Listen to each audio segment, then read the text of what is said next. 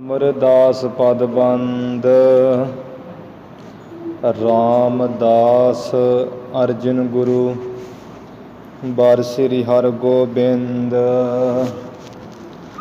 ਹਰੀ ਰਾਏ ਹਰਿ ਕ੍ਰਿਸ਼ਨ ਗੁਰੂ ਤੇਗ ਬਹਾਦਰ ਚੰਦ ਦਸਵੇਂ ਗੋਬਿੰਦ ਸਿੰਘ ਗੁਰੂ ਨਮੋ ਚਰਨ ਅਰਬਿੰਦ ਜਿਸ ਮਹਿ ਅੰਮ੍ਰਿਤ ਗਿਆਨ ਹੈ ਮਾਨਿਕ ਭਗਤ ਵੈਰਾਗ ਗੁਰੂ ਗ੍ਰੰਥ ਸਾਹਿਬ ਉਦਦ ਬੰਦੋ ਕਰ ਅਨਰਾਗ ਸ੍ਰੀ ਗੁਰ ਸ਼ਬਦ ਕਮਾਏ ਜਿਨ ਜੀਤੇ ਪੰਚ ਵਿਕਾਰ ਤਿਨ ਸੰਤਨ ਕੋ ਬੰਦਨਾ ਸਿਰ ਚਰਨਨ ਪਰ ਧਾਰ ਏਕ ਓੰਕਾਰਾ ਸਤਿਗੁਰੂ ਤਿਹ ਪ੍ਰਸਾਦ ਸਚ ਹੋਏ। ਵਾਹਿਗੁਰੂ ਜੀ ਕੀ ਫਤਿਹ। ਵਿਘਨ ਵਿਨਾਸ਼ਨ ਸੋਏ। ਵਾਹਿਗੁਰੂ ਜੀ ਕੀ ਫਤਿਹ। ਵਿਘਨ ਵਿਨਾਸ਼ਨ ਸੋਏ। ਸਤਿਨਾਮ ਸ੍ਰੀ ਵਾਹਿਗੁਰੂ ਸਾਹਿਬ ਜੀ। ਦੋਹਰਾ ਪੂਰਬਲੇ ਸਭ ਜਨਮ ਮਹਿ ਕਰਮ ਕੀਏ ਹੈ ਜੋਏ। ਨਿਸ਼ਚੈ ਭੋਗੇ ਚਾਹੀਏ ਕਿਹ ਬਿਦ ਮਿਟਨ ਨਾ ਹੋਏ। ਪੂਰਬਲੇ ਸਭ ਜਨਮ ਮਹਿ। ਵਾਹਿਗੁਰੂ ਜੀ ਕਾ ਖਾਲਸਾ ਵਾਹਿਗੁਰੂ ਜੀ ਕੀ ਫਤਿਹ। ਧੰਨ ਧੰਨ ਸਤਿਗੁਰੂ ਸ੍ਰੀ ਗੁਰੂ ਨਾਨਕ ਦੇਵ ਸਾਹਿਬ ਜੀ ਮਹਾਰਾਜ। ਧੰਨ ਧੰਨ ਸ੍ਰੀ ਗੁਰੂ ਗੋਬਿੰਦ ਸਿੰਘ ਸੱਚੇ ਪਾਤਸ਼ਾਹ ਜੀ ਮਹਾਰਾਜ। ਧੰਨ ਧੰਨ ਸ੍ਰੀ ਗੁਰੂ ਗ੍ਰੰਥ ਸਾਹਿਬ ਜੀ ਮਹਾਰਾਜ।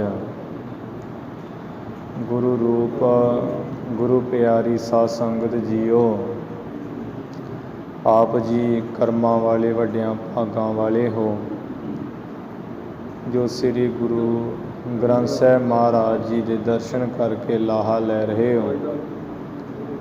ਗੁਰੂ ਸਾਹਿਬ ਜੀ ਕੀ ਧੁਰ ਕੀ ਬਾਣੀ ਕੇ ਜਾਪ ਆਪ ਸੰਗਤਾਂ ਨੇ ਸਰਵਣ ਕੀਤੇ ਹਨ। ਸਤਿਗੁਰੂ ਜੀ ਦੇ ਚਰਨਾਂ ਵਿੱਚ ਅਰਦਾਸ ਬੇਨਤੀ ਹੋਈ ਹੈ।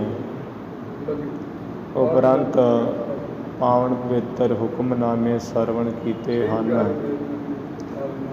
ਸੋ ਗੁਰੂ ਪਿਆਰੀ ਸਾਧ ਸੰਗਤ ਜੀ,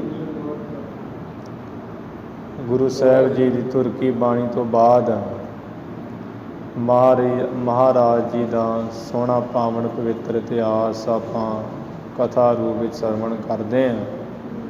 ਉਸ ਕਥਾ ਦਾ ਸਮਾਂ ਹੋਇਆ ਹੈ। ਜਿਵੇਂ ਗੁਰੂ ਸਾਹਿਬ ਜੀ ਇੱਕ ਐਸੇ ਨਗਰ ਜੋ ਲਾਹੌਰ ਜ਼ਿਲ੍ਹੇ ਦਾ ਅਤੇ ਚੂਣੀਆਂ ਤਹਿਸੀਲ ਦਾ ਇੱਕ ਪਿੰਡ ਸੀ ਕੰਗਣਪੁਰ, ਉੱਥੇ ਮਹਾਰਾਜ ਚਲੇ ਗਏ ਅਤੇ ਜਿੱਥੋਂ ਦੇ ਲੋਕ ਭੈੜੀ ਮੱਤ ਵਾਲੇ ਸਨ ਸਾਰੇ ਹੀ ਮਹਾਰਾਜ ਜੀ ਨੂੰ ਕਿਤੇ ਵੀ ਬੈਠਣ ਨਾ ਦਿੱਤਾ। ਜਿੱਥੇ ਗੁਰੂ ਸਾਹਿਬ ਜੀ ਬੈਠਣ ਉੱਥੋਂ ਹੀ ਕਹਿਣ ਵੀ ਤੁਸੀਂ ਇੱਥੋਂ ਉੱਠੋ ਚਲੇ ਜਾਓ। ਅਤੇ ਹੋਰ ਵੀ ਠੱਠੇ ਮਖੌਲ ਟਿਚਰਾਦ ਕਰਦੇ ਸੀ, ਜਿਸ ਕਰਕੇ ਮਹਾਰਾਜ ਜੀ ਨੇ ਵਚਨ ਕਹਿ ਦਿੱਤਾ ਵੀ ਤੁਸੀਂ ਇਸੇ ਥਾਂ ਹੀ ਵਸਦੇ ਰਹੋ, ਇਸੇ ਨਗਰ 'ਚ ਹੀ ਰਹੋ। ਉੱਥੋਂ ਚੱਲ ਕੇ ਮਹਾਰਾਜ ਇੱਕ ਕਸੂਰ ਪਿੰਡ ਵਿੱਚ ਚਲੇ ਗਏ। ਉੱਥੋਂ ਦੇ ਲੋਕਾਂ ਨੇ ਬਹੁਤ ਸੇਵਾ ਕੀਤੀ ਮਹਾਰਾਜ ਜੀ ਦੀ। ਹਰ ਇੱਕ ਨੇ ਗੁਰੂ ਸਾਹਿਬ ਜੀ ਨੂੰ ਬੜਾ ਮਾਣ ਸਤਿਕਾਰ ਦਿੱਤਾ। ਇੱਕ ਭਾਈ ਗੋਂਦਾ ਜ਼ਿਮੀਂਦਾਰ ਸੀ, ਜਿਸ ਨੇ ਗੁਰੂ ਨਾਨਕ ਸਾਹਿਬ ਜੀ ਨੂੰ ਦੁੱਧ ਛਕਾਇਆ ਤੇ ਭਲੀ ਪ੍ਰਕਾਰ ਸੇਵਾ ਕੀਤੀ। ਰਾਤ ਦੇ ਸਮੇਂ ਥੋੜ੍ਹੇ ਸੋਹਣੇ ਜਿਹੜੇ ਆਸਣ ਦਿੱਤੇ ਬਰਾਜਣ ਲਈ। ਇਵੇਂ ਇੱਕ ਸੂਰਪਿਰ ਨਗਰ ਦਿਆਂ ਲੋਕਾਂ ਸੇਵਾ ਕੀਤੀ ਤੇ ਮਹਾਰਾਜ ਜੀ ਨੇ ਬਚਨ ਕਹਿ ਦਿੱਤਾ ਵੀ ਤੁਸੀਂ ਇਹ ਸਾਰਾ ਨਗਰ ਉਜੜ ਜਾਏਗਾ, ਉਜੜ ਕੇ ਵਸੇਗਾ। ਇਹ ਕੁਝ ਸੁਣ ਕੇ ਭਾਈ ਮਰਦਾਨਾ ਬਹੁਤ ਹੈਰਾਨ ਹੋਇਆ ਸੀ। ਕਹਿਣ ਲੱਗਾ ਮਹਾਰਾਜ ਕਮਾਲ ਹੋ ਗਈ ਹੈ, ਜਿਨ੍ਹਾਂ ਨੇ ਸੇਵਾ ਨਹੀਂ ਕੀਤੀ ਉਹਨਾਂ ਨੂੰ ਕਹਿੰਦੇ ਵਸਦੇ ਰਹੋ, ਜਿਨ੍ਹਾਂ ਸੇਵਾ ਕੀਤੀ ਉਹਨਾਂ ਨੂੰ ਕਹਿੰਦੇ ਉਜੜ ਜਾਓ। ਵੀ ਇਹ ਕੀ ਰੀਤੀ ਹੈ ਮਹਾਰਾਜ ਦੱਸੋ ਮੈਨੂੰ। ਗੁਰੂ ਮਹਾਰਾਜ ਕਹਿਣ ਲੱਗੇ ਵੀ ਮਰਦਾਨਿਆਂ, ਜਿਹੜੇ ਭੈੜੀ ਮੱਤ ਵਾਲੇ ਕੰਗਣਪੁਰ ਦੇ ਲੋਕ ਹੈ ਉਹਨਾਂ ਨੂੰ ਤਾਂ ਇਹ ਬਚਨ ਕਿਹਾ ਵੀ ਉਹ ਜੇ ਇੱਕ ਥਾਂ ਵਸਦੇ ਰਹਿਣਗੇ ਤੇ ਆਪਣੇ ਨਗਰ ਵਿੱਚ ਹੀ ਆਪਣੀਆਂ ਆਦਤਾਂ ਰੱਖਣਗੇ, ਤੇ ਨਹੀਂ ਤੇ ਉਹ ਜਿੱਥੇ ਵੀ ਜਾਣਗੇ ਉੱਥੇ ਆਪਣੇ ਵਰਗੇ ਭੈੜੇ ਖੋਟੇ ਕੰਮ ਚਲਾ ਦੇਣਗੇ। ਜਿਹੋ ਜਿਹੇ ਆਪ ਝੂਠੇ ਹੈ, ਕਿਸੇ ਦੀ ਸੇਵਾ ਨਹੀਂ ਕਰਦੇ, ਉਹੋ ਜਿਹਾ ਹੀ ਦੂਜਿਆਂ ਨੂੰ ਮੱਤ ਦੇਣਗੇ। ਤੇ ਜਿਸ ਨਗਰ ਨੂੰ ਅਸੀਂ ਉਜੜਨ ਵਾਸਤੇ ਕਿਹਾ ਹੈ ਉਹ ਤਾਂ ਕਿਹਾ ਹੈ ਕਿ ਜਿੱਥੇ ਵੀ ਇਹ ਲੋਕ ਜਾਣਗੇ ਉੱਥੇ ਭਲੀ ਪ੍ਰਕਾਰ ਅਕਾਲੀ ਧਰਮ ਵਧਾਉਣਗੇ, ਆਪਣੇ ਵਰਗੀ ਸਿੱਖਿਆ ਜਿਹੜੀ ਹੈ ਸਾਰਿਆਂ ਨੂੰ ਦੇਣਗੇ ਵੀ ਭਾਈ ਸੰਤਾਂ ਦੀ ਸੇਵਾ ਕਰੋ, ਝੂਠ ਨਾ ਬੋਲੋ। ਇਵੇਂ ਉਹ ਭਲੇ ਜਿਹੜੇ ਹੈ ਭਲੇ ਪੁਰਸ਼ ਭਲੇ ਹੀ ਜਿਹੜੀ ਰੀਤੀ ਫੈਲਾਉਂਦੇ ਆ। ਇਸ ਕਰਕੇ ਸਾਨੂੰ ਬਚਨ ਕਹੇ ਆ। ਗੁਰੂ ਸਾਹਿਬ ਜੀ ਨੇ ਇਸੇ ਨਗਰ ਵਿੱਚ ਹੀ ਇੱਕ ਜਿਹੜਾ ਹੈ ਸ਼ਬਦ ਉਚਾਰਨ ਕੀਤਾ ਮਲਾਰ ਰਾਗ ਦੇ ਵਿੱਚ, ਖਾਣਾ ਪੀਣਾ ਹੱਸਣਾ ਸੌਣਾ ਵਿਸਰ ਗਿਆ ਹੈ ਮਰਨਾ, ਕਸਮ ਵਿਸਾਰ ਖੁਆਰੀ ਕੀਨੀ ਧ੍ਰਿਗ ਜੀਵਨ ਨਹੀਂ ਰਹਿਣਾ, ਪ੍ਰਾਣੀ ਏਕੋ ਨਾਮ ਤੇ ਆਵੋ। ਆਪਣੀ ਪਤ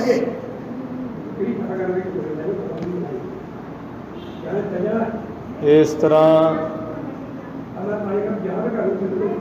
ਸਾਧ ਸੰਗਤ ਜੀ ਉੱਥੇ ਸ਼ਬਦ ਉਚਾਰਨ ਕੀਤਾ ਸੀ। ਮਹਾਰਾਜ ਜੀ ਕਿਰਪਾ ਕਰਕੇ ਉੱਥੋਂ ਚਲੇ ਗਏ। ਫਿਰ ਜਿਵੇਂ ਮਿੰਟ ਗੁਮਰੀ ਸ਼ਹਿਰ ਦੇ ਕੋਲ ਇੱਕ 7 ਘਰਾ ਨਗਰ ਸੀ, ਇਹ ਵੀ ਵੱਡਾ ਹੀ ਸੀ। ਇੱਥੇ ਇੱਕ ਬਾਜ਼ਾਰ ਦੇ ਵਿੱਚ ਮਹਾਰਾਜ ਚਲੇ ਗਏ। ਇੱਕ ਸ਼ਾਹੂਕਾਰ ਸੀ ਜਿਹਦੀ ਬੜੀ ਤਗੜੀ ਹੱਟ, ਬੜੇ ਨੌਕਰ ਚਾਕਰ ਅੱਗੇ ਪਿੱਛੇ ਭੱਜ ਕੇ ਕੰਮ ਕਰ ਰਹੇ ਸਨ। ਇਹ ਸ਼ਾਹੂਕਾਰ ਵੀ ਧੰਦਿਆਂ ਵਿੱਚ ਫਸਿਆ ਦੁਨਿਆਵੀ, ਪਰਮਾਤਮਾ ਦਾ ਨਾਮ ਕਿਤੇ ਇਹਦੇ 'ਚ ਲਿਆਉਂਦਾ ਹੀ ਨਹੀਂ ਸੀ। ਇਸ ਦੁਕਾਨ ਅੱਗੇ ਮਹਾਰਾਜ ਜੀ ਜਾ ਕੇ ਬੈਠ ਕੇ ਥੋੜ੍ਹਾ ਬਾਰ-ਬਾਰ ਹੋ ਕੇ ਸ਼ਾਮ ਬੀਤ ਗਈ। ਇਹ ਸ਼ਾਹੂਕਾਰ ਨੇ ਧਿਆਨ ਤੱਕ ਨਹੀਂ ਦਿੱਤਾ। ਭਾਈ ਮਰਦਾਨਾ ਇਸ ਗੱਲ ਨੂੰ ਕਹਿਣ ਲੱਗੇ ਵੀ ਮਹਾਰਾਜ ਤੁਸੀਂ ਕਹਿੰਦੇ ਹੋ ਜਿਹੜੇ ਨਾਮ ਨਹੀਂ ਜਪਦੇ ਉਹ ਦੁਖੀ ਰਹਿੰਦੇ ਆ, ਜਿਹੜੇ ਜਪਦੇ ਉਹ ਸੁਖੀ ਰਹਿੰਦੇ ਆ। ਪਰ ਮੈਂ ਅੱਜ ਸ਼ਾਹੂਕਾਰ ਨੂੰ ਵੇਖ ਰਿਹਾ ਵੀ ਅੱਜ ਸਾਰਾ ਦਿਨ ਸਾਡਾ ਬੀਤ ਗਿਆ ਦੁਕਾਨ ਅੱਗੇ ਬੈਠਿਆਂ, ਇਹਨੇ ਤਾਂ ਮਹਾਰਾਜ ਸਾਡੇ ਵੱਲ ਝਾਕਿਆ ਵੀ ਨਹੀਂ ਹੈ ਅਤੇ ਕਿੰਨਾ ਸੁਖੀ ਹੈ, ਆਪਣੇ ਕੰਮ ਧੰਦੇ ਵਿੱਚ ਐ ਲੱਗਾ ਹੋਇਆ ਹੈ। ਗੁਰੂ ਮਹਾਰਾਜ ਕਹਿਣ ਲੱਗੇ ਵੀ ਮਰਦਾਨਿਆਂ ਕੋਈ ਨਾਮ ਤੋਂ ਬਿਨਾਂ ਸੁਖੀ ਨਹੀਂ ਹੈ। ਹਾਂ ਜੇ ਤੈਨੂੰ ਸੰਸਾ ਹੋ ਹੀ ਗਿਆ ਹੈ ਤਾਂ ਤੂੰ ਸ਼ਾਹੂਕਾਰ ਨੂੰ ਹੀ ਪੁੱਛ ਲਾ ਵੀ ਕਿੰਨਾ ਕੁ ਸੁਖੀ ਹੈ। ਉਹ ਸ਼ਾਹੂਕਾਰ ਨੂੰ ਭਾਈ ਮਰਦਾਨਾ ਜੀ ਨੇ ਪੁੱਛ ਲਿਆ ਵੀ ਤੂੰ ਤਾਂ ਵੀ ਬਹੁਤ ਖੁਸ਼ ਰਹਿਣਾ ਹੈ, ਰਾਤ ਕਿਤੋਂ ਪੈਂਦੀ ਹੈ ਦਿਨ ਕਿਤੋਂ ਚੜ੍ਹਦਾ ਤੈਨੂੰ ਤਾਂ ਪਤਾ ਹੀ ਕੋਈ ਨਹੀਂ ਹੈ, ਆਪਣੇ ਕੰਮ ਵਿੱਚ ਹੀ ਮਸਤ ਹੈ, ਖੁਸ਼ ਹੈ, ਤੂੰ ਬਹੁਤ ਸੁਖੀ ਹੈ, ਕੀ ਪੁੰਨ ਕੀਤਾ ਹੈ। ਭਾਈ ਮਰਦਾਨਾ ਜੀ ਦਾ ਇਹ ਦਰਵੇਸ਼ਾਂ ਵਾਲਾ ਭੇਖ ਵੇਖ ਕੇ ਉਹ ਤਾਂ ਬੁੱਕੋ ਬੁੱਕੀ ਰੋ ਪਿਆ। ਕਹਿਣ ਲੱਗਾ ਹੈ ਦਰਵੇਸ਼ੋ ਜਿੰਨਾ ਮੈਂ ਸੰਸਾਰ 'ਤੇ ਦੁਖੀ ਮੇਰੇ ਵਰਗਾ ਦੁਖੀ ਕੋਈ ਨਹੀਂ, ਮੇਰਾ ਤਾਂ ਦੁੱਖ ਹੀ ਬੜਾ ਗੁੱਝਾ ਹੈ, ਮੈਂ ਤੁਹਾਨੂੰ ਕੀ ਦੱਸਾਂ। ਇਹਨੇ ਆਪਣੀ ਸਾਰੀ ਗੱਲਬਾਤ ਭਾਈ ਮਰਦਾਨਾ ਜੀ ਨੂੰ ਦੱਸੀ। ਭਾਈ ਮਰਦਾਨਾ ਜੀ ਨੇ ਇਹ ਗੱਲ ਕਹੀ ਵੀ ਮੈਨੂੰ ਨਾ ਦੱਸ, ਅੱਜ ਗੁਰੂ ਨਾਨਕ ਸਾਹਿਬ ਜੀ ਇਹ ਬੜੇ ਸੰਤ ਮਹਾਨ ਹੈ, ਇਹਨਾਂ ਨੂੰ ਆਪਣਾ ਦੁੱਖ ਦੱਸ, ਇਹ ਤੇਰਾ ਦੁੱਖ ਨਾਸ ਕਰਨ। ਫਿਰ ਗੁਰੂ ਸਾਹਿਬ ਜੀ ਦੇ ਕੋਲ ਬੈਠ ਗਿਆ, ਮੱਥਾ ਟੇਕ ਕੇ ਆਪਣਾ ਦੁੱਖ ਦੱਸਣ ਲੱਗ ਪਿਆ, ਆਪਣੀ ਇਸਤਰੀ ਘਰਵਾਲੀ ਬਾਰੇ, ਆਪਣੇ ਬਾਰੇ। ਮਹਾਰਾਜ ਕਹਿੰਦੇ ਵੀ ਸ਼ਾਹੂਕਾਰਾ, ਇਹ ਤੇ ਪਿਛਲੇ ਕਰਮਾਂ ਦੇ ਫਲ ਹੈ, ਤੇਰਾ ਕੋਈ ਕਰਮ ਹੀ ਅੱਗੇ ਆ ਗਿਆ ਹੈ, ਇਸ ਕਰਕੇ ਤੂੰ ਦੁਖੀ ਹੋ ਰਿਹਾ ਹੈ। ਤੂੰ ਨਹੀਂ ਇਕੱਲਾ ਦੁਖੀ ਹੈ, ਨਾਨਕ ਦੁਖੀਆ ਸਭ ਸੰਸਾਰ, ਸਾਰਾ ਸੰਸਾਰ ਹੀ ਦੁੱਖਾਂ ਵਿੱਚ ਭਰਿਆ ਹੈ। ਬਹੁਤ ਵੱਡੇ ਵੱਡੇ ਜਿਹੜੇ ਸਾਰੇ ਦੁਖੀ ਹੋਏ ਹੈ, ਰੋਏ ਹੈ, ਤੂੰ ਇਕੱਲਾ ਦੁਖੀ ਨਹੀਂ ਹੈ।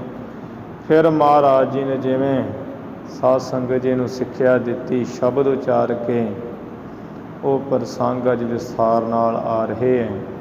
ਜਿਵੇਂ ਵੀ ਕਥਾ ਵਿਚਾਰ ਆਉਂਦੀ ਆਪਾਂ ਸਰਵਣ ਕਰੀਏ, ਗੁਰੂ ਚਰਨਾਂ ਵਿੱਚ ਲਵਾਓ ਹਾਜ਼ਰੀਆਂ, ਉਚਾਰਨ ਕਰੋ ਜੀ ਸਤਿਨਾਮ ਸ੍ਰੀ ਵਾਹਿਗੁਰੂ ਸਾਹਿਬ ਜੀ। ਸਤਿਨਾਮ ਸ੍ਰੀ ਵਾਹਿਗੁਰੂ ਸਾਹਿਬ ਜੀ। ਸਤਿਨਾਮ ਸ੍ਰੀ ਵਾਹਿਗੁਰੂ ਸਾਹਿਬ ਜੀ। ਦੋਹਰਾ ਪੂਰਬਲੇ ਸਭ ਜਨਮ ਮਹਿ। ਮਹਾਰਾਜ ਕਹਿਣ ਲੱਗੇ ਸ਼ਾਹੂਕਾਰਾ, ਜਿਹੜੇ ਪਿਛਲੇ ਕੀਤਾ ਹੈ, ਪਿਛਲੇ ਸਾਰੇ ਜਨਮਾਂ ਵਿੱਚ ਜੋ ਕੀਤੇ ਹੋਏ ਹੈ, ਕਰਮ ਕੀਏ ਹੈ ਜੋਏ। ਜੋ ਕਿ ਮਨੁੱਖ ਨੇ ਪਿਛਲੇ ਸਾਰੇ ਜਨਮਾਂ ਵਿੱਚ ਆਪਣੇ ਮੰਦੇ ਕਰਮ ਕੀਤੇ ਹੋਏ ਹੈ, ਨਿਸ਼ਚੈ ਭੋਗੇ ਚਾਹੀਏ। ਨਿਸ਼ਚੇ ਯਕੀਨਣੀ ਉਹਨਾਂ ਕੀਤੇ ਹੋਏ ਕਰਮਾਂ ਦਾ ਜਿਹੜਾ ਭੋਗ ਹੈ, ਉਹਨਾਂ ਦਾ ਫਲ ਭੋਗ ਹੀ ਲੈਣਾ ਚਾਹੀਏ। ਕਿਹ ਬਿਦ ਮਿਟਨ ਨਾ ਹੋਏ। ਕਿਸੇ ਤਰ੍ਹਾਂ ਵੀ ਉਹਨਾਂ ਕੀਤੇ ਹੋਏ ਕਰਮਾਂ ਦਾ ਜਿਹੜਾ ਫਲ ਹੈ, ਉਹ ਭੋਗੇ ਤੋਂ ਬਿਨਾਂ ਮਿਟਣਾ ਨਹੀਂ ਹੁੰਦਾ, ਮਿਟਦੇ ਨਹੀਂ ਹੈ ਕਰਮ ਕੀਤੇ ਹੋਏ। ਚੌਪਈ ਸਤ ਸੰਗੀ ਆਸ ਕਰਹਿ ਵਿਚਾਰਾ। ਜਿਹੜੇ ਵਾਹਿਗੁਰੂ ਦੀ ਸੰਤਾਂ ਦੀ ਸਤ ਸੰਗਤ ਕਰਨ ਵਾਲੇ ਸਤ ਸੰਗੀ ਹੈ, ਉਹ ਤੇ ਇਸ ਤਰ੍ਹਾਂ ਦੀ ਵਿਚਾਰ ਕਰਦੇ ਗਿਆਨੀ ਪੁਰਸ਼। ਦੁੱਖ ਸੁਖ ਮਹਿ ਰਹੀ ਇੱਕ ਸਾਰਾ। ਜੇ ਉਹਨਾਂ 'ਤੇ ਦੁੱਖ ਆ ਜਾਵੇ ਤਾਂ ਵੀ ਇੱਕ ਸਮਾਨ ਰਹਿੰਦੇ ਹੈ, ਜੇ ਸੁੱਖ ਆ ਜਾਏ ਤਾਂ ਵੀ ਇੱਕ ਸਮਾਨ ਹੀ ਰਹਿੰਦੇ ਹੈ। ਦੁੱਖ ਸੁੱਖ ਵਿੱਚ ਉਹ ਡੋਲਦੇ ਨਹੀਂ ਹੈ, ਦੁੱਖ ਸੁੱਖ ਵਿੱਚ ਉਹ ਇੱਕ ਬਰਾਬਰ ਹੀ ਰਹਿੰਦੇ ਹੈ ਸਤ ਸੰਗੀ ਮਹਾਂਪੁਰਸ਼। ਲਖਿਆ ਮੀਤ ਹਮਾਰਾ ਕਰਤਾਰਾ। ਕਿਉਂਕਿ ਉਹ ਜਾਣਦੇ ਆ ਵੀ ਜੋ ਕਰਤਾਰ ਪਰਮੇਸ਼ਰ ਉਹ ਤੇ ਸਾਡਾ ਸੱਚਾ ਮਿੱਤਰ ਹੈ। ਜੋ ਕਿਛ ਕਰਹਿ ਸੋ ਕੀਨੀ, ਜੋ ਕਿਛ ਕਰਹਿ ਸੋ ਨੀਕੀ ਕਾਰਾ। ਕਿ ਪਰਮਾਤਮਾ ਦੇ ਸਾਡਾ ਸੱਚਾ ਮਿੱਤਰ ਹੈ, ਅਤੇ ਮਿੱਤਰ ਕਦੀ ਕਿਸੇ ਦਾ ਬੁਰਾ ਨਹੀਂ ਕਰਦਾ ਸੱਚਾ। ਜੋ ਕੁਝ ਵੀ ਮਾਲਕ ਕਰ ਰਿਹਾ ਹੈ ਚੰਗਾ ਹੀ ਕਰ ਰਿਹਾ ਹੈ, ਚੰਗਾ ਹੀ ਹੋ ਰਿਹਾ ਹੈ। ਜੋ ਤੁਧ ਭਾਵੈ ਸਾਈ ਭਲੀ ਕਾਰ, ਤੁਸਦਾ ਸਲਾਮਤ ਨਿਰੰਕਾਰ।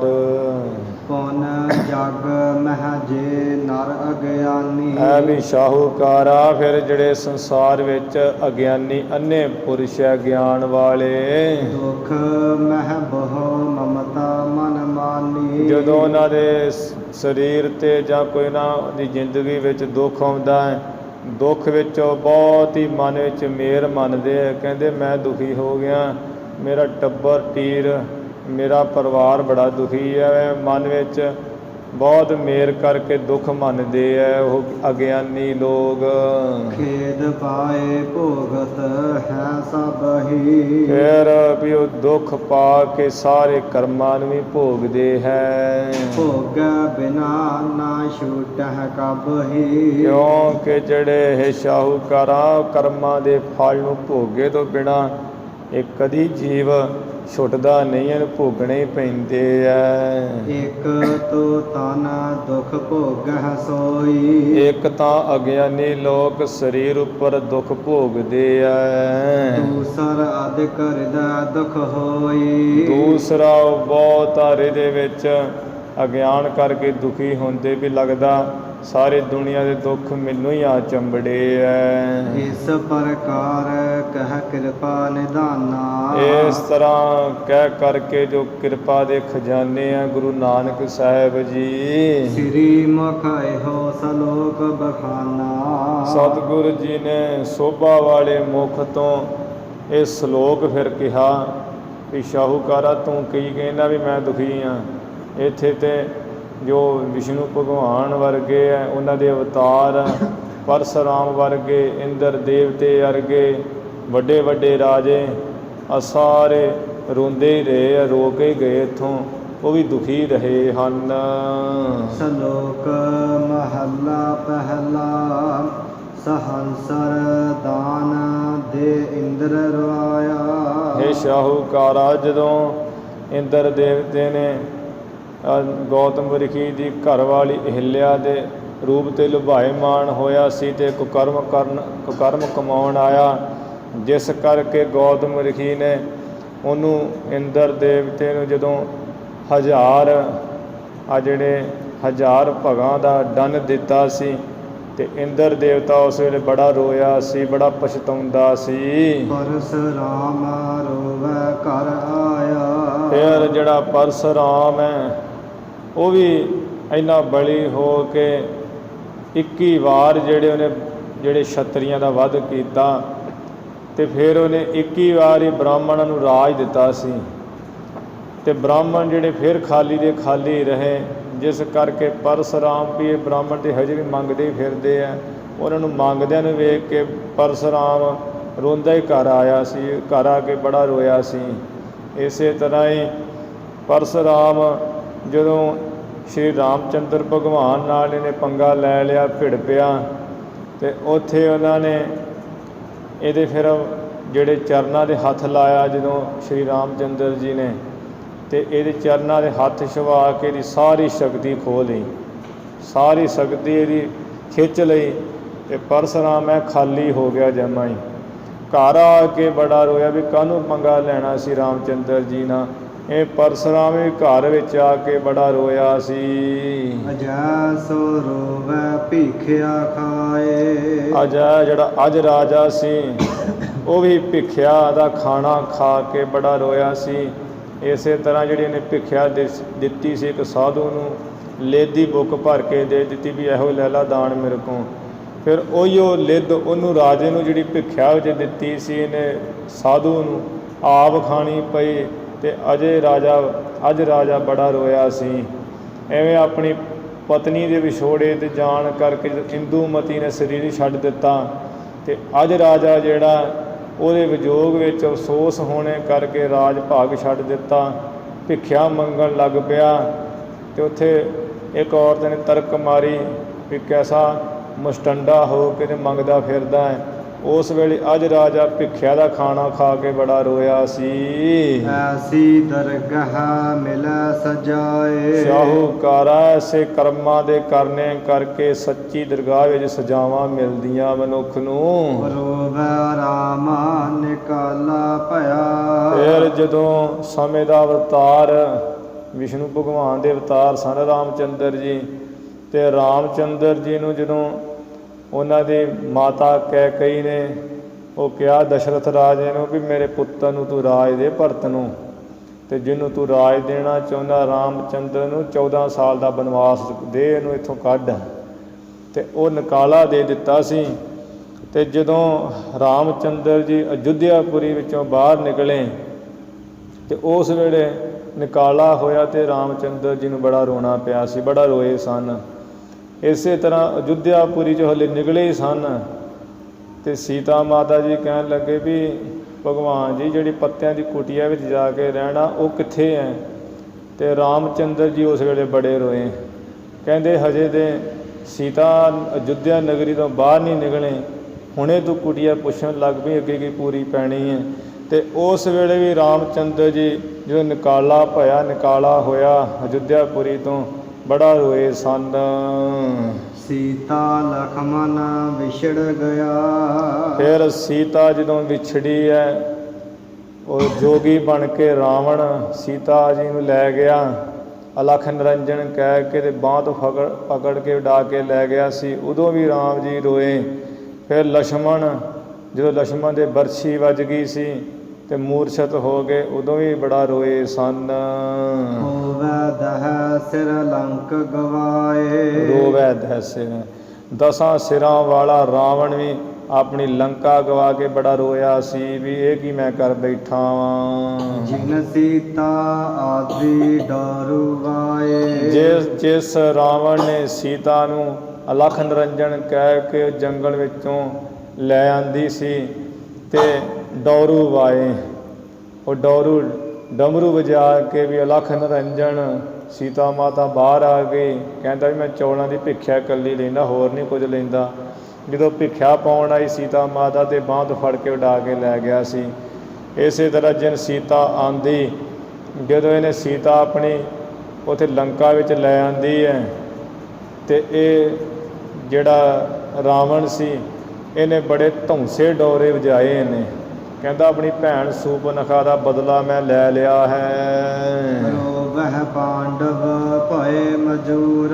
ਇਹ ਜਿਹੜੇ ਪੰਜੋ ਪਾਂਡਵ ਹੈ, ਯੁਧਿਸ਼ਟਰ, ਅਰਜੁਨ, ਨਕਲ, ਸਹਦੇਵ, ਭੀਮਸੈਨ ਤੇ ਇਸੇ ਤਰ੍ਹਾਂ ਨਾਲ ਇਹਨਾਂ ਦੀ ਪਤਨੀ ਦ੍ਰੋਪਦੀ, ਇਹ ਪਾਂਡਵ ਵੀ ਜਿਹੜੇ ਬੜੇ ਰੋਏ ਸਨ। ਇਹਨਾਂ ਜੂਆ ਖੇਡਿਆ, ਜੂਏ 'ਚ ਹਾਰ ਗਏ।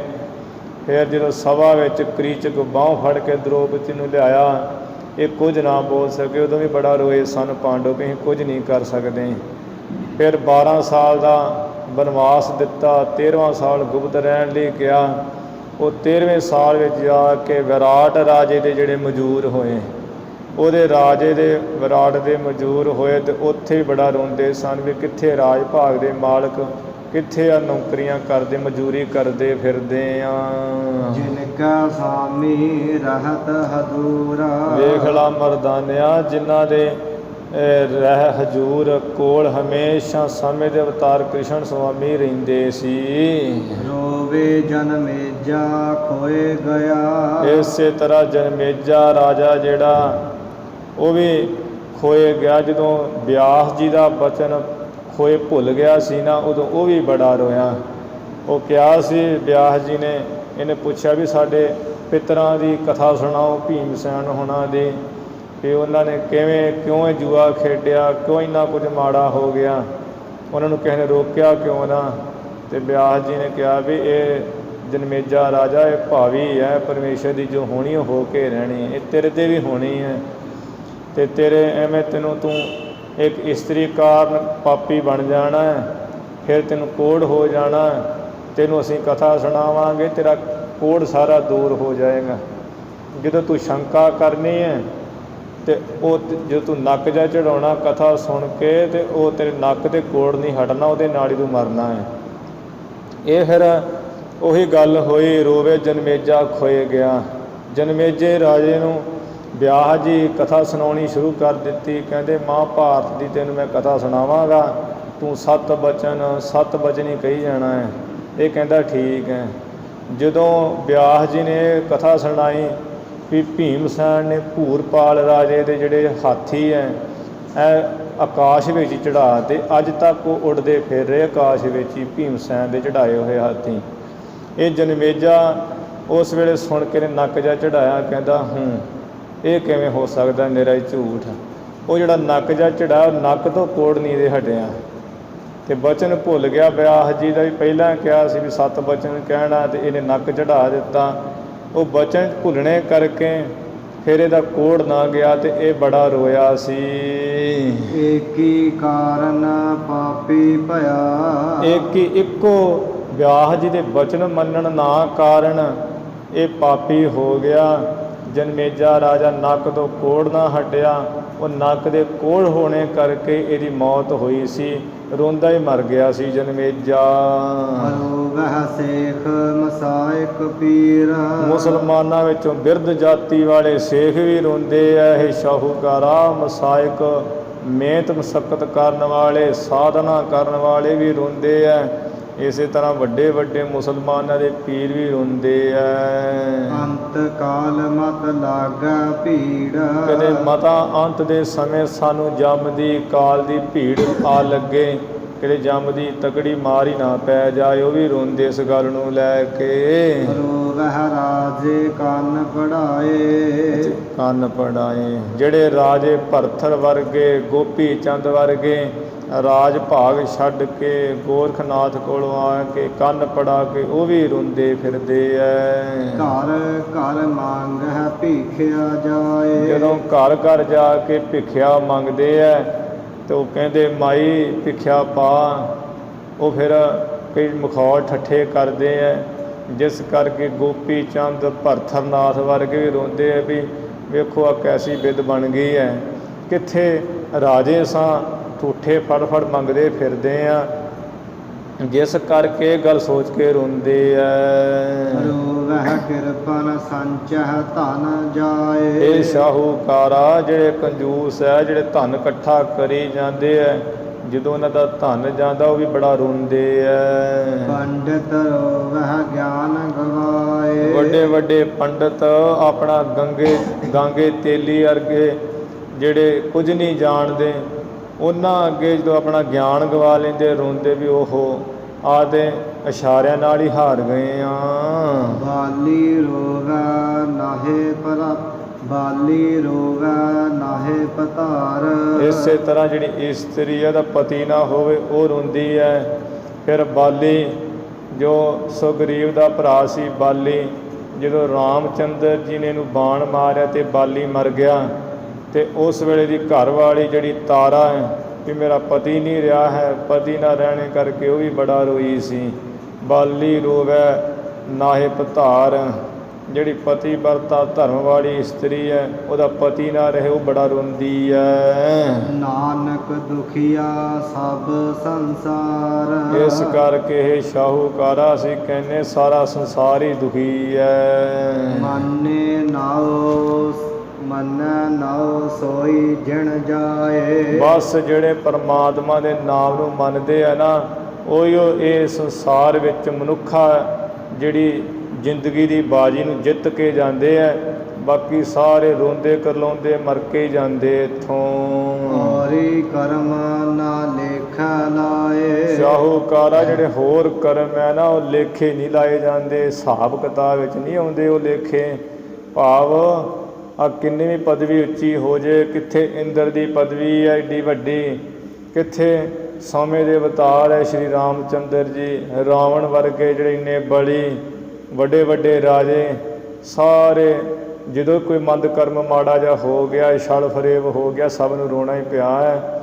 ਜਿਨ੍ਹਾਂ ਨੇ ਨਾਮ ਨੂੰ ਮੰਨਿਆ ਪਰਮੇਸ਼ਰ ਦੇ ਨੂੰ ਉਹ ਜਿੱਤ ਕੇ ਗਏ ਹੈ, ਹੋਰ ਕਰਮ ਕਿਸੇ ਲੇਖੇ ਵਿੱਚ ਨਹੀਂ ਆਉਂਦੇ। ਸ਼ਾਹੂਕਾਰਾ ਦੋਹਰਾ ਮਰਦਾਨੇ ਸੋਨਾ ਸ਼ਰੋਨ ਮਹਾ, ਭਾਈ ਮਰਦਾਨਾ ਜੀ ਨੇ ਇਹ ਬਚਨ ਕੰਨਾਂ ਵਿੱਚ ਧਿਆਨ ਨਾਲ ਸੁਣ ਕਰਕੇ ਕਹਿਓ ਬਚਨ ਇਹ ਪਾਏ, ਫਿਰ ਇਸ ਤਰ੍ਹਾਂ ਜਿਹੜਾ ਬਚਨ ਕਿਹਾ, ਸਰਬ ਸ਼ਬਦ ਕੋ ਅਰਥ ਅਬ, ਇਹ ਮਹਾਰਾਜ ਇਹ ਜਿਹੜਾ ਸਾਰਾ ਸ਼ਬਦ ਤੁਸਾਂ ਨੇ ਉਚਾਰਨ ਕੀਤਾ ਤੁਰ ਕੀ ਬਾਣੀ ਦਾ, ਇਹਦੇ ਹੁਣ ਜਿਹੜੇ ਸਾਰੇ ਅਰਥ ਹਨ ਦੀਜੈ ਹਮੈ ਸੁਨਾਏ, ਬੜੇ ਵਿਸਥਾਰ ਨਾਲ ਮਹਾਰਾਜ ਦੇ ਜਿਹੜੇ ਅਰਥ ਹੈ ਉਹ ਸਾਨੂੰ ਸੁਣਾ ਦਿਓ ਖੋਲ ਕੇ ਜੀ। ਚੌਪਈ ਸ੍ਰੀ ਨਾਨਕ ਤਬ ਅਰਥ ਬਖਾਨੇ, ਤਦੋਂ ਸਤਿਗੁਰੂ ਮਹਾਰਾਜ ਜੀ ਨੇ ਭਾਈ ਮਰਦਾਨਾ ਜੀ ਦੇ ਕਹਿਣੇ ਕਰਕੇ ਅਰਥੇ ਸ਼ਬਦ ਦੇ ਕਹੇ। ਸਰਬ ਬਿਰਤੰਤ ਵਧਾਏ ਮਹਾਨੇ, ਸਾਰਾ ਪ੍ਰਸੰਗ ਹੀ ਬਹੁਤ ਵਧਾ ਕਰਕੇ ਤੇ ਗੁਰੂ ਸਾਹਿਬ ਜੀ ਨੇ ਵਿਸਥਾਰ ਨਾਲ ਇਹਦੇ ਅਰਥ ਕਹੇ। ਇਹ ਉਂਝ ਤੇ ਭਾਈ ਸੰਤੋਖ ਸਿੰਘ ਜੀ ਨੇ ਇਸ ਜਿਹੜਾ ਸਾਰਾ ਪ੍ਰਸੰਗ ਵਿਸਥਾਰ ਨਾਲ ਲਿਖਿਆ ਹੈ, ਕਿਉਂਕਿ ਭਾਈ ਸੰਤੋਖ ਸਿੰਘ ਜੀ 18 ਪੁਰਾਣ ਪੜ੍ਹੇ ਹੋਏ ਸਨ, ਸਿਮਰਤੀਆਂ ਵੇਦ ਸਭ ਤਰ੍ਹਾਂ ਨਾਲ ਜਾਣੂ ਸਨ, ਅਤੇ ਉਹਨਾਂ ਨੇ ਇਹ ਪ੍ਰਸੰਗ ਜਿਹੜਾ ਵਿਸਥਾਰ ਨਾਲ ਲਿਖਿਆ ਹੈ। ਅਤੇ ਵੇਖ ਲੈਂਦੇ ਆ ਵੀ ਜਿੱਥੇ ਪ੍ਰਸੰਗ ਲੱਗਦਾ ਹੋਵੇ ਪੁਰਾਣਾਂ ਦਾ ਉੱਥੇ ਲਾ ਲੈਂਦੇ ਆ। ਅਤੇ ਗੁਰੂ ਸਾਹਿਬ ਜੀ ਨੇ ਤਾਂ ਸੰਖੇਪ ਮਾਤਰ ਇੱਕ ਤੁਕ ਵਿੱਚ ਹੀ ਬੜੀ ਬੜੀ ਤਕੜੀ ਕਥਾ ਲਿਖ ਦਿੱਤੀ ਹੈ। ਤੇ ਇਹਦਾ ਵਿਸਥਾਰ ਹੁਣ ਸਾਨੂੰ ਲੋਕਾਂ ਨੂੰ ਜੇ ਪਤਾ ਨਹੀਂ ਹੋਏਗਾ ਤੇ ਅਸੀਂ ਖੋਲ੍ਹ ਕੇ ਕੀ ਦੱਸਾਂਗੇ ਵੀ ਕਿਹੜਾ ਕਿਸ ਗੱਲ ਤੋਂ ਰੋਇਆ ਹੈ। ਜੇ ਸਿੱਧਾ ਹੀ ਕਹਿ ਕੇ ਲੰਘ ਜਾਈਏ ਤਾਂ ਭਾਈ ਸੰਤੋਖ ਸਿੰਘ ਜੀ ਨੇ ਪ੍ਰਾਣ ਪੜੇ ਹੋਏ ਸੀ, ਜਿਸ ਕਰਕੇ ਉਹ ਕਥਾ ਫਿਰ ਐਵੇਂ ਲਿਖ ਜਾਂਦੇ ਆ, ਜਿੱਥੇ ਲੱਗਦੀ ਹੋਵੇ ਗੁਰੂ ਦੇ ਬਚਨਾਂ ਨਾਲ ਲਿਖੀ ਉਹਨਾਂ ਨੇ ਹੀ ਹੈ। ਅਤੇ ਗੁਰੂ ਨਾਨਕ ਸਾਹਿਬ ਜੀ ਦੇ ਅੱਗੇ ਭਾਈ ਮਰਦਾਨਾ ਜੀ ਦੇ ਮੁੱਖੋਂ ਕੁਹਾ ਕੇ ਭਾਈ ਮਰਦਾਨਾ ਜੀ ਨੇ ਕਿਹਾ, ਫਿਰ ਗੁਰੂ ਸਾਹਿਬ ਜੀ ਨੇ ਪ੍ਰਸੰਗ ਵਧਾ ਕੇ ਕਿਹਾ, ਐਵੇਂ ਜਿਵੇਂ ਉਹ ਕਥਾ ਪੁਰਾਣਾ ਦੀ ਆ ਰਹੀ ਹੈ, ਅੱਗੇ ਸੁਣੋ ਜੀ। ਸਤ ਸਮੇਦ ਕਰਤ ਹੈ ਜੋ। ਮਹਾਰਾਜ ਕਹਿੰਦੇ ਮਰਦਾਨਿਆ, ਜਿਹੜਾ ਵੀ ਮਨੁੱਖ ਰਾਜਾ ਪੁਰਸ਼ 100 ਅਸਮੇਧ ਜਗ ਕਰਦਾ ਹੈ, ਹੋਤ ਸਵਰਗ ਮਹਿ ਅਦਪਤ ਸੋ। ਉਹ ਸਵਰਗ ਦੇ ਵਿੱਚ ਜਦੋਂ ਮਰ ਕੇ ਜਾਂਦਾ ਹੈ ਤੇ ਉਹ ਸਵਰਗ ਦਾ ਰਾਜਾ ਬਣਦਾ ਹੈ ਇੰਦਰ। ਸੱਚੀ ਹੋਤ ਸੱਚੀ ਬੋਲਾ ਪੜ। ਸਚੀ ਹੋਤ ਹੈ ਮਹਿਲਾ ਤਾਂ ਕੀ। ਜਿਹੜੀ ਇੰਦਰ ਰਾਜੇ ਦੀ ਘਰ ਵਾਲੀ ਹੈ ਸਚੀ, ਉਹ ਫਿਰ ਜਿਹੜਾ 100 ਜਗ ਕਰਕੇ ਮਰ ਕੇ ਸਵਰਗ ਦੇਵਤੇ ਵਿੱਚ ਇੰਦਰ ਰਾਜਾ ਬਣਦਾ ਹੈ, ਫਿਰ ਉਸ ਦੀ ਘਰ ਵਾਲੀ ਸਚੀ ਹੋ ਜਾਂਦੀ ਹੈ। ਰਤ ਨਾ ਪਟੰਤਰ ਪੂਜਹ ਜਾ ਕੀ। ਜਿਸ ਸਚੀ ਦੇ ਬਰਾਬਰ ਦੀ ਜਿਹੜੀ ਕਾਮਦੇਵ ਦੀ ਘਰ ਵਾਲੀ ਰੱਤੀ ਹੈ, ਉਹ ਵੀ ਨਹੀਂ ਪੁੱਜਦੀ, ਉਹ ਵੀ ਉਸ ਦੇ ਬਰਾਬਰ ਦੀ ਨਹੀਂ ਹੈ, ਉਹ ਵੀ ਨਹੀਂ ਪਹੁੰਚਦੀ, ਇੰਨੀ ਸੁੰਦਰ ਹੈ ਸਚੀ। ਚੰਦ ਬਦਨ ਅਰਬਿੰਦ ਬਿਲੋਚਨ। ਜਿਸ ਸਚੀ ਦਾ ਚੰਦਰਮਾ ਵਰਗਾ ਮੁਖ ਹੈ ਤੇ ਕਮਲ ਵਰਗੇ ਨੇਤਰ ਹੈ, ਚੌੜੇ ਚੌੜੇ। ਚਿਤਵਨ ਬਾਨ ਕਾਮ ਮਦ ਮੋਚਨ। ਜਿਸ ਦੀ ਨਜ਼ਰ ਕਾਮਦੇਵ ਦੇ ਤੀਰ ਦਾ ਵੀ ਜਿਹੜਾ ਮਾਣ ਹੈ ਹਟਾਉਂਦੀ ਹੈ, ਕਾਮਦੇਵ ਦੇ ਤੀਰਾਂ ਦਾ ਵੀ ਮਾਣ ਹਟਾਉਂਦੀ ਹੈ ਜਿਸ ਦੀ ਨਜ਼ਰ। ਅਪਰ ਅਪਸਰਾ ਸੁੰਦਰ ਸਾਰੀ। ਹੋਰ ਵੀ ਜਿਹੜੀਆਂ ਇੰਦਰ ਦੇਵਤੇ ਦੀਆਂ ਹੋਰ ਅਪੱਛਰਾਂ ਹੈ, ਉਰਵਸੀ ਆਦਿਕ। ਸਰਬ ਰਹਿ ਆਇਸ ਅਨਸਾਰੀ। ਸਾਰੀਆਂ ਹੀ ਫਿਰ ਜਿਹੜਾ ਕੋਈ ਇੰਦਰ ਬਣਦਾ ਹੈ 100 ਅਸਮੇਧ ਜਗ ਤੋਂ ਬਾਅਦਾਂ ਉਹਦੇ ਆਗਿਆ ਅਨੁਸਾਰੀ ਰਹਿੰਦੀਆਂ, ਉਹਦੇ ਹੱਕ ਵਿੱਚ ਰਹਿੰਦੀਆਂ ਹੈ। ਤੇਨਾ ਇੱਕ ਸਮੇਂ ਪਿਖੀ ਰਿਖ ਨਾਰੀ। ਤੇ ਉਹਨਾਂ ਜਿਹੜਾ ਇੰਦਰ ਦੇਵਤਾ ਬਣਿਆ ਹੋਇਆ ਸੀ ਉਸ ਸਮੇਂ, ਉਸ ਨੇ ਇੱਕ ਸਮੇਂ ਜਿਹੜਾ ਗੌਤਮ ਰਿਖੀ ਹੈ ਉਹਦੀ ਘਰ ਵਾਲੀ ਅਹਿਲਿਆ ਦੇਖੀ। ਤਨ ਕੀ ਸੁਧ ਬੁੱਧ ਸਕਲ ਪਤੰਗ। ਤਨ ਕੀ ਸੁਧ ਬੁੱਧ ਸਕਲ ਵਿਸਾਰੀ। ਜਿਸ ਇੰਦਰ ਨੇ ਆਪਣੇ ਸਰੀਰ ਦੀ ਸੁੱਧ ਬੁੱਧ ਸਾਰੀ ਭੁਲਾ ਦਿੱਤੀ, ਵੀ ਮਾਤ ਲੋਕ ਤੇ ਵੀ ਐਸੇ ਸੁੰਦਰ ਲੋਕ ਹੈਗੇ ਐ। ਦੋਹਰਾ ਦਿਵਤ ਦੀਪ ਦੁੱਤ ਬਪ ਪਿਖੀ। ਜਿਹਦਾ ਦੀਵੇ ਵਾਂਗੂ ਪ੍ਰਕਾਸ਼ ਹੈ ਤੇ ਦੀਵੇ ਦੇ ਪ੍ਰਕਾਸ਼ ਵਰਗੀ ਸੋਭਾ ਸੁੰਦਰਤਾ ਇਹ ਅਹਿਲਿਆ ਦੇ ਸਰੀਰ ਦੀ ਦੇਖੀ ਹੈ ਇੰਦਰ ਨੇ। ਬਾਸਵ ਭਇਓ ਪਤੰਗ। ਇੰਦਰ ਦੇਵਤਾ ਤੇ ਜਿਹੜਾ ਪਤੰਗ ਹੋ ਗਿਆ, ਪਤੰਗ ਵਾਂਗ ਹੀ ਹੋ ਗਿਆ, ਜਿਵੇਂ ਦੀਵੇ ਦੀ ਲਾੜ ਤੇ ਪਤੰਗਾ ਲੁਭਾਇਮਾਨ ਹੁੰਦਾ ਹੈ। ਕਾਮ ਸਿੰਘ ਗਰਜਨ ਕਰਾਂ। ਉਸ ਵੇਲੇ ਜਿਹੜਾ ਕਾਮ ਰੂਪੀ ਸ਼ੇਰ ਹੈ ਨੇ ਬੜਾ ਗੱਜਣਾ ਕੀਤਾ। ਧੀਰਜ ਭਇਓ ਕੁਰੰਗ। ਫਿਰ ਇੰਦਰ ਦੇਵਤੇ ਦਾ ਜਿਹੜਾ ਧੀਰਜ ਰੂਪੀ ਹਰਨ ਸੀ ਉਹ ਭੱਜ ਗਿਆ, ਨੱਠ ਗਿਆ। ਚੌਪਈ ਪਰਸ ਸਰੂਪ ਪਰਮ ਸਰੂਪ ਅਹਿਲਿਆ ਨਾਰੀ। ਜੋ ਗੌਤਮ ਰਿਖੀ ਦੀ ਘਰ ਵਾਲੀ ਅਹਿਲਿਆ ਸੀ, ਬੜੇ ਪਰਮ ਸਰੂਪ ਵਾਲੀ ਸੀ। ਮਨਹਾ ਨਿਪੁੰਨਤਾ ਦ੍ਰਹਨ ਦਿਖਾਰੀ। ਮਾਨੋ ਕਿ ਜਿਹੜਾ ਬ੍ਰਹਮਾ ਹੈ ਉਸ ਨੇ ਆਪਣੀ ਸਾਰੀ ਚਤੁਰਾਈ, ਚਤੁਰਤਾ, ਨਿਪੁੰਨਤਾ, ਸਿਆਣਪ ਇਸ ਅਹਿਲਿਆ ਦੇ ਸਰੀਰ ਨੂੰ ਬਣਾਉਣ ਵਿੱਚ ਹੀ ਦਿਖਾ ਦਿੱਤੀ ਸੀ। ਜਿਹ ਬਿਲੋਕ ਸੁਰ ਨਰ ਭਰਮਾਏ। ਜਿਸ ਅਹਿਲਿਆ ਦੇ ਰੂਪ ਨੂੰ ਦੇਖ ਕੇ ਵੱਡੇ ਵੱਡੇ ਦੇਵਤੇ ਤੇ ਪੁਰਸ਼ ਭਰਮ ਜਾਂਦੇ ਸਨ। ਜੋਗਨ ਜੋਗ ਹਿਰਦਾ ਬਿਸਰਾਏ। ਜੋਗੀਆਂ ਦਾ ਜਿਹੜਾ ਜੋਗ ਹੈ ਹਿਰਦੇ ਵਿੱਚੋਂ ਭੁੱਲ ਜਾਂਦਾ ਸੀ। ਮਗਵਾ ਵਧਿਓ ਨੇਹ ਤਿਹ ਡੋਰੀ। ਜੋ ਇੰਦਰ ਦੇਵਤਾ ਹੈ ਇਹ ਅਹਿਲਿਆ ਦੇ ਮੋਹ ਦੀ ਡੋਰੀ ਬੋਰੀ ਵਿੱਚ ਵੱਜ ਗਿਆ। ਕਿਉ ਚਾਹਤ ਰਤ ਗੋਤਮ ਚੋਰੀ। ਗੌਤਮ ਰਿਖੀ ਤੋਂ ਜਿਹੜੀ ਗੁਪਤ ਰੂਪ ਵਿੱਚ ਦੇ ਨਾਲ ਰੱਤੀ ਕਰਨੀ ਚਾਹੁੰਦਾ ਹੈ। ਰਹਿਓ ਦੇਖ ਅਵਸਰ ਨਹਿ ਪਾਵੈ। ਐਵੇਂ ਮੌਕਾ ਦੇਖ ਰਿਹਾ ਹੈ ਤੇ ਪਾ ਨਹੀਂ ਰਿਹਾ। ਚਿਤ ਹੈ ਉਪਾਏ ਮਿਲਿਆ ਕਿਉ ਜਾਵੈ। ਚਿੱਤ ਵਿੱਚ ਬੜੇ ਯਤਨ ਜਿਹੜੇ ਵਿਚਾਰ ਦਾ ਉਪਰਾਲੇ ਹੀਲੇ ਵਿਚਾਰ ਚਿੱਤ ਵਧਾਏ, ਪਰ ਇਹਦੇ ਕੋਲ ਮਿਲਿਆ ਨਹੀਂ ਜਾਂਦਾ। ਮਿਲ ਮਯੰਕ ਸੰਗ ਘਾਤ ਵਿਚਾਰੀ। ਇਸ ਤਰ੍ਹਾਂ ਇਸ ਨੇ ਚੰਦਰਮਾ ਦੇ ਨਾਲ ਮਿਲ ਕੇ ਦਾ ਘਾ ਜਿਹੜਾ ਵਿਚਾਰਿਆ।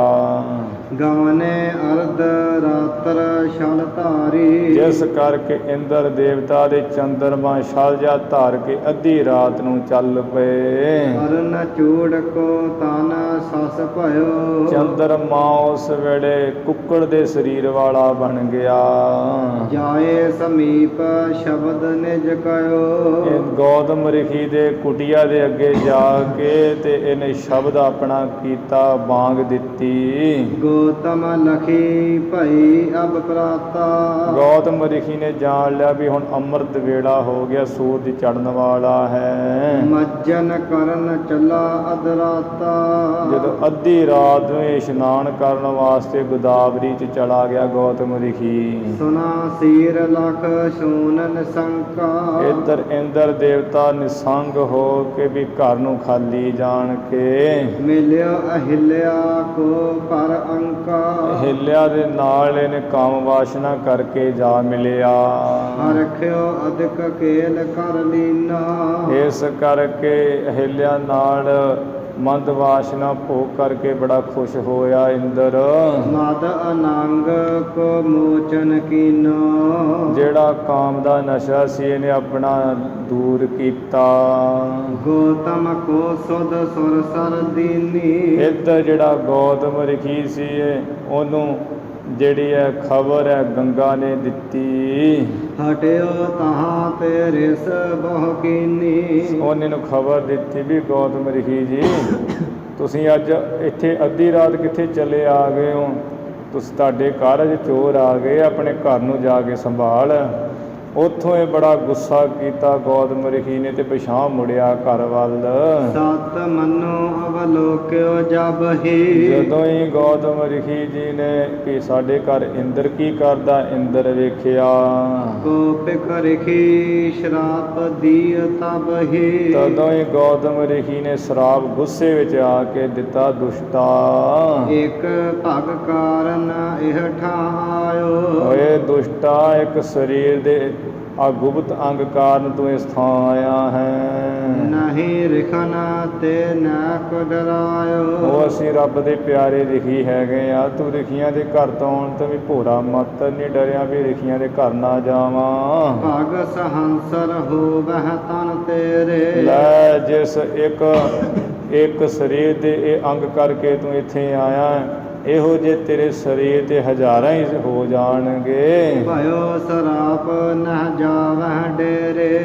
ਇਹ ਜਿਹੜਾ ਗੌਤਮ ਰਿਖੀ ਦਾ ਸਰਾਪ ਇਹਨੂੰ ਹੋ ਗਿਆ, ਇੰਦਰ ਦੇਵਤੇ ਦੇ 1000 ਭਗਾਂ ਹੋ ਗਈਆਂ, ਜਿਸ ਕਰਕੇ ਆਪਣੇ ਡੇਰੇ ਸਵਰਗ ਨਹੀਂ ਫਿਰ ਜਾਂਦਾ।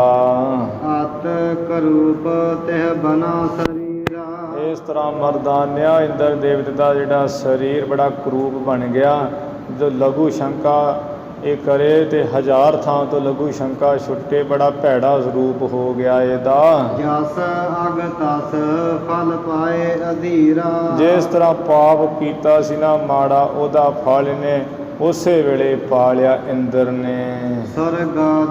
ਸਵਰਗਾਦਿਕ ਕੀ ਤਜ ਰਾਜਧਾਨੀ। ਸਵਰਗ ਆਦਿਕ ਦੀ ਜਿਹੜੀ ਇਹਨੇ ਆਪਣੀ ਰਾਜਧਾਨੀ ਛੱਡ ਕੇ। ਅਨੀ ਸਰਨ ਕੀ ਯੁਤ ਸੈਨਾਨੀ। ਦੇਵਤਿਆਂ ਦੀ ਸਾਰੀ ਜਿਹੜੀ ਨੇ ਸੈਨਾ ਛੱਡ ਦਿੱਤੀ ਤੇ ਆਪਣੇ ਜਿਹੜੇ ਸੈਨਾਪਤੀ ਹੈ ਕਾਰਤਿਕ ਸ਼ਾਮ ਵਰਗੇ ਉਹ ਵੀ ਛੱਡ ਦਿੱਤੇ। ਗਮਨਿਓ ਜਹਾਂ ਜਲ ਹਤੋ ਬੇਸਾਲਾ। ਜਿੱਥੇ ਬਹੁਤਾ ਮਾਨ ਸਰੋਵਰ ਵਿੱਚ ਜਲ ਹੈ ਸੀ ਉੱਥੇ ਚਲਿਆ ਗਿਆ। ਕਮਲ ਨਾਲ ਮਹਿ ਦੁਰ ਤਤਕਾਲਾ। ਕਮਲ ਦੀ ਜਿਹੜੀ ਨਾਲੀਆਂ ਵਿੱਚ ਜਾ ਕੇ ਛੁਭ ਕੇ ਛੇਤੀ ਨਾਲ ਬੈਠ ਗਿਆ ਸੀ ਇੰਦਰ ਦੇਵਤਾ। ਇਵੇਂ ਜਦੋਂ ਇਹ ਗੌਤਮ ਰਿਸ਼ੀ ਇਸ਼ਨਾਨ ਕਰਨ ਜਾਂਦਾ ਹੁੰਦਾ ਸੀ ਤੇ ਆਪਣੀ ਪੁੱਤਰੀ ਨੂੰ ਬਿਠਾ ਕੇ ਜਾਇਆ ਕਰਦਾ। ਜਿਸ ਦਿਨ ਇਹ ਇੰਦਰ ਦੇਵਤਾ ਆਇਆ ਅਤੇ ਇਹਦੀ ਪੁੱਤਰੀ ਬੈਠੀ ਹੋਈ ਸੀ ਮਾਤਾ ਦੇ ਦਰਵਾਜ਼ੇ ਦੇ ਅੱਗੇ, ਅਤੇ ਇਹ ਇੰਦਰ ਦੇਵਤਾ ਬਿੱਲਾ ਬਣ ਕੇ ਲੰਘ ਗਿਆ। ਫਿਰ ਜਦੋਂ ਗੌਤਮ ਰਿਸ਼ੀ ਵਾਪਸ ਆਇਆ, ਇਹਨੇ ਕਿਹਾ ਵੀ ਲੜਕੀ ਅੰਦਰ ਕੌਣ ਹੈ? ਅਤੇ ਉਹਨੇ ਸੋਚਿਆ ਵੀ ਜੇ ਮੈਂ ਸੱਚ ਕਹਿੰਦੀ ਹਾਂ ਅਤੇ ਮੇਰੀ ਮਾਤਾ ਦੀ ਇੱਜ਼ਤ ਨਹੀਂ ਰਹਿੰਦੀ ਹੈ, ਮਾਤਾ ਵੱਲੋਂ ਝੂਠੀ ਪੈਂਦੀ ਆ। ਜੇ ਮੈਂ ਪਿਤਾ ਨੂੰ ਨਹੀਂ ਦੱਸਦੀ ਤਾਂ ਇਹ ਵੀ ਮੇਰੇ ਵਾਸਤੇ ਮਾੜੀ ਗੱਲ ਹੈ। ਫਿਰ ਉਹਨੇ ਐਵੇਂ ਸੱਚੀ ਹੋਣ ਵਾਸਤੇ ਉਹ ਬਚਨ ਆਖਿਆ ਢੁਕਵਾਂ ਜਿਹਾ, ਕਹਿੰਦੇ ਪਿਤਾ ਜੀ ਅੰਦਰ ਮਾਂ-ਜਾਰ ਹੈ।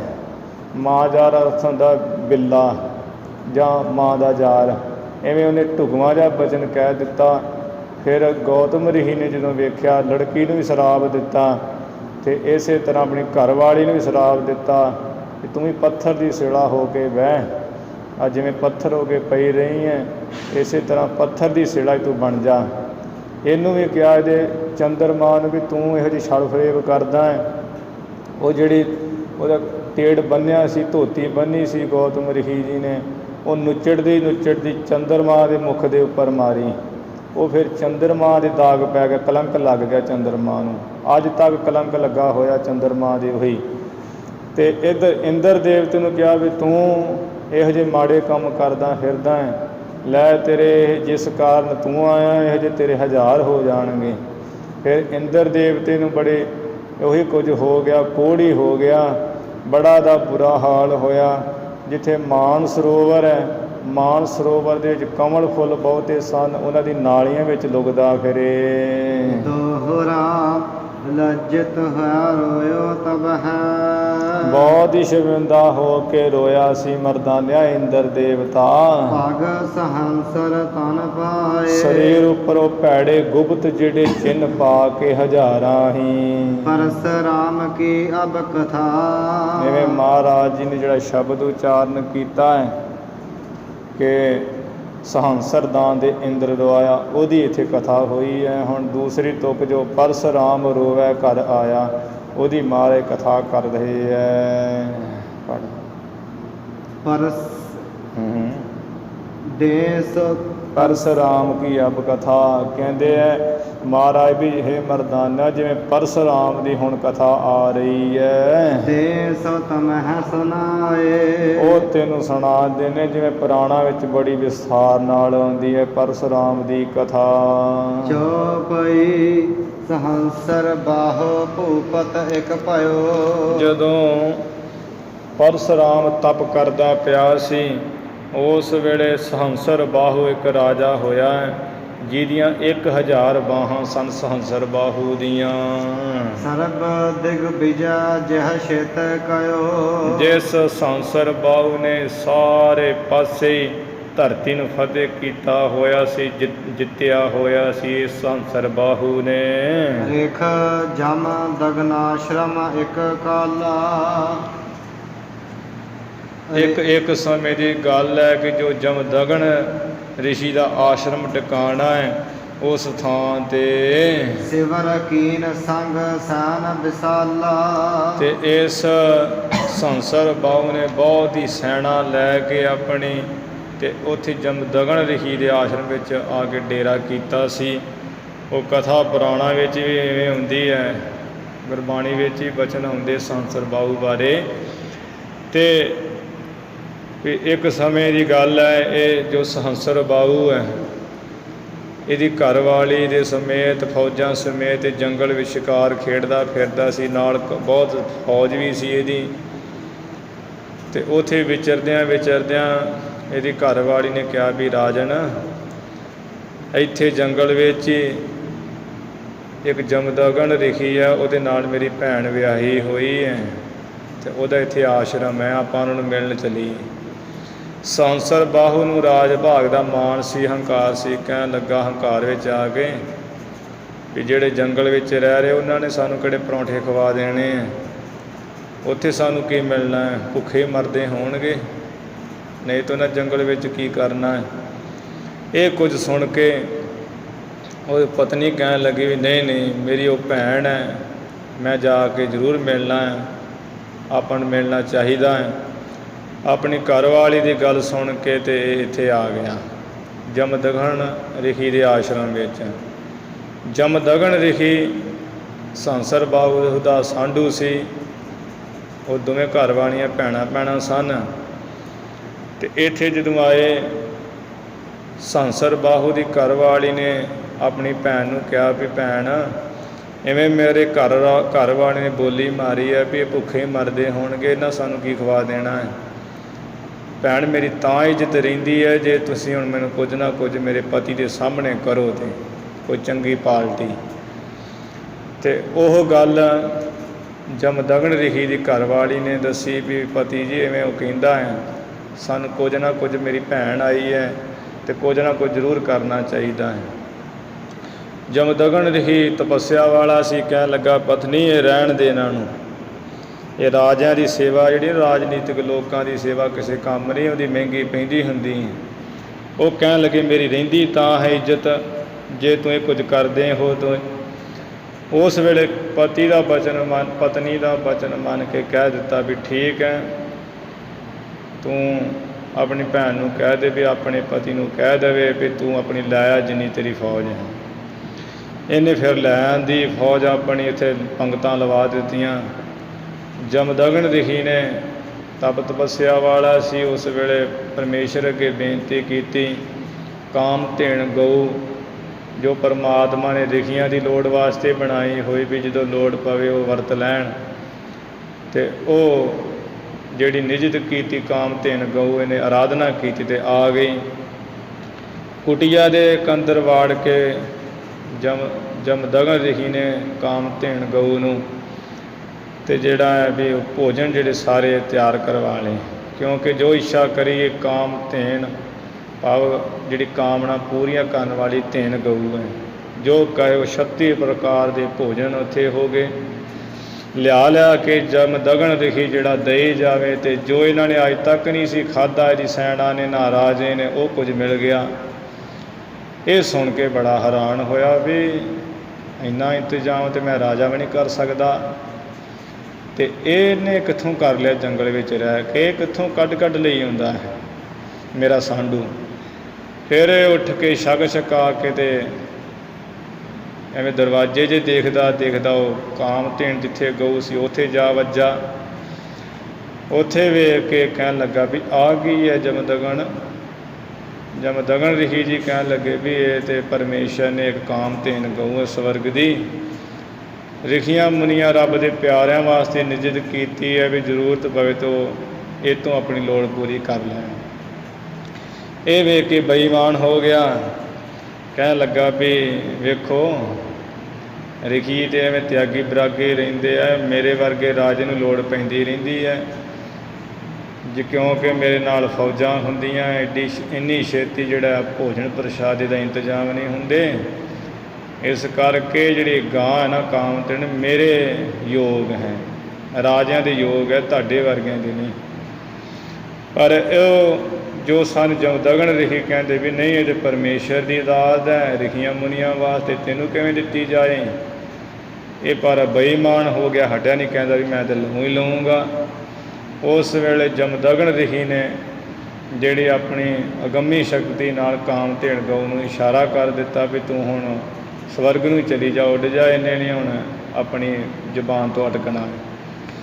ਜਦੋਂ ਕਾਮਧੇਨ ਗਊ ਤਾਂ ਵੱਲ ਉੱਡੀ ਹੈ, ਉਸ ਵੇਲੇ ਇਹਨੂੰ ਬੜਾ ਗੁੱਸਾ ਆਇਆ ਵੀ ਇਹ ਕਿਹਨੇ ਕੀਤਾ ਹੈ। ਸੰਸਰ ਬਾਹੂ ਨੇ ਉਸ ਵੇਲੇ ਤੀਰ ਛੱਡੇ। ਜਦੋਂ ਤੀਰ ਛੱਡੇ ਹੈ, ਕਾਮਧੇਨ ਗਊ ਦੇ ਖੁਰ ਵਿੱਚ ਜਾ ਕੇ ਇੱਕ ਤੀਰ ਵੱਜਾ।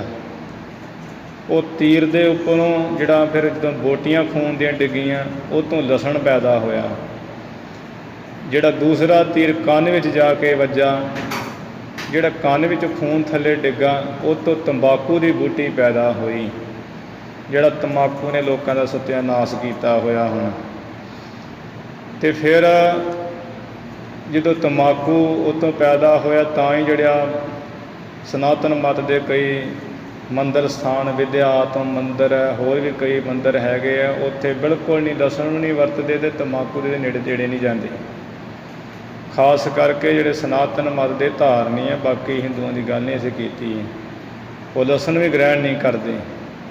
ਇੱਕ ਦਾਲ ਵੀ ਉਸੇ ਕਹਿੰਦੇ ਗਊ ਦੇ ਖੂਨ ਤੋਂ ਜਿਹੜੀ ਪੈਦਾ ਹੋਈ ਉਹ ਦਾਲ ਵੀ ਨਹੀਂ ਬਣਾਉਣਾ ਕਰਦੇ।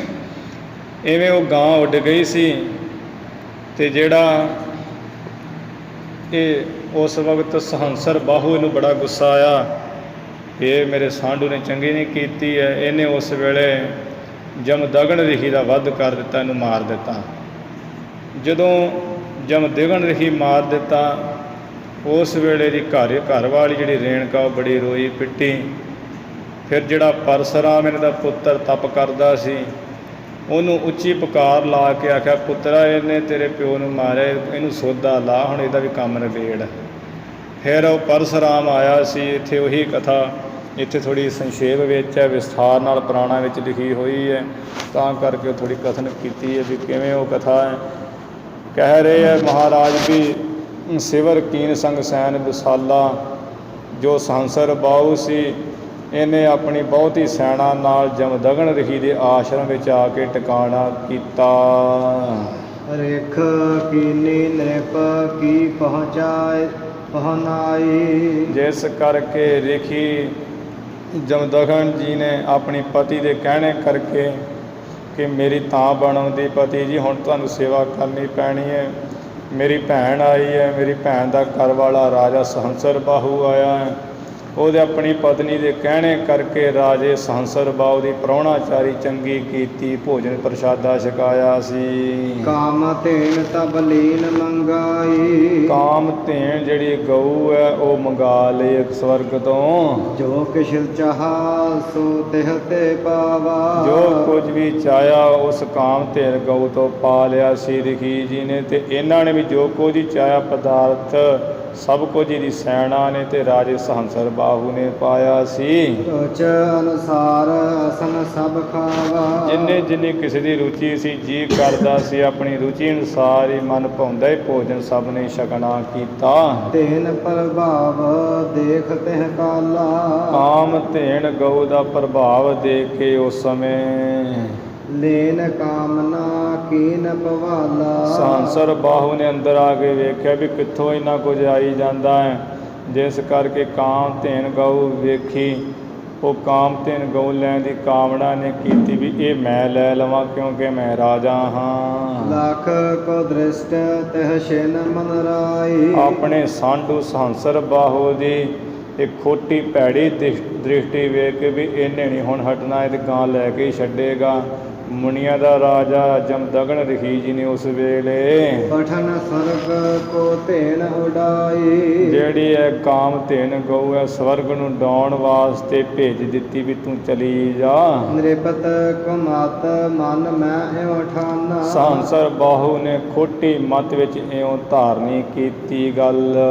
ਮੁਨਿਵਰ ਕੇ ਕੀਨੇ ਹੱਥ ਪ੍ਰਾਨਾ, ਆ ਵੀ ਮੇਰਾ ਅਪਮਾਨ ਕਰਦਾ ਓਏ ਇੱਥੇ ਆਸ਼ਰਮ ਵਿੱਚ ਰਹਿ ਕੇ, ਜਿਸ ਕਰਕੇ ਜਮਦਗਨ ਰਿਸ਼ੀ ਦਾ ਵੱਧ ਕਰ ਦਿੱਤਾ, ਪ੍ਰਾਣ ਨਾਸ ਕਰ ਦਿੱਤੇ, ਜਾਨੋਂ ਮਾਰ ਦਿੱਤਾ।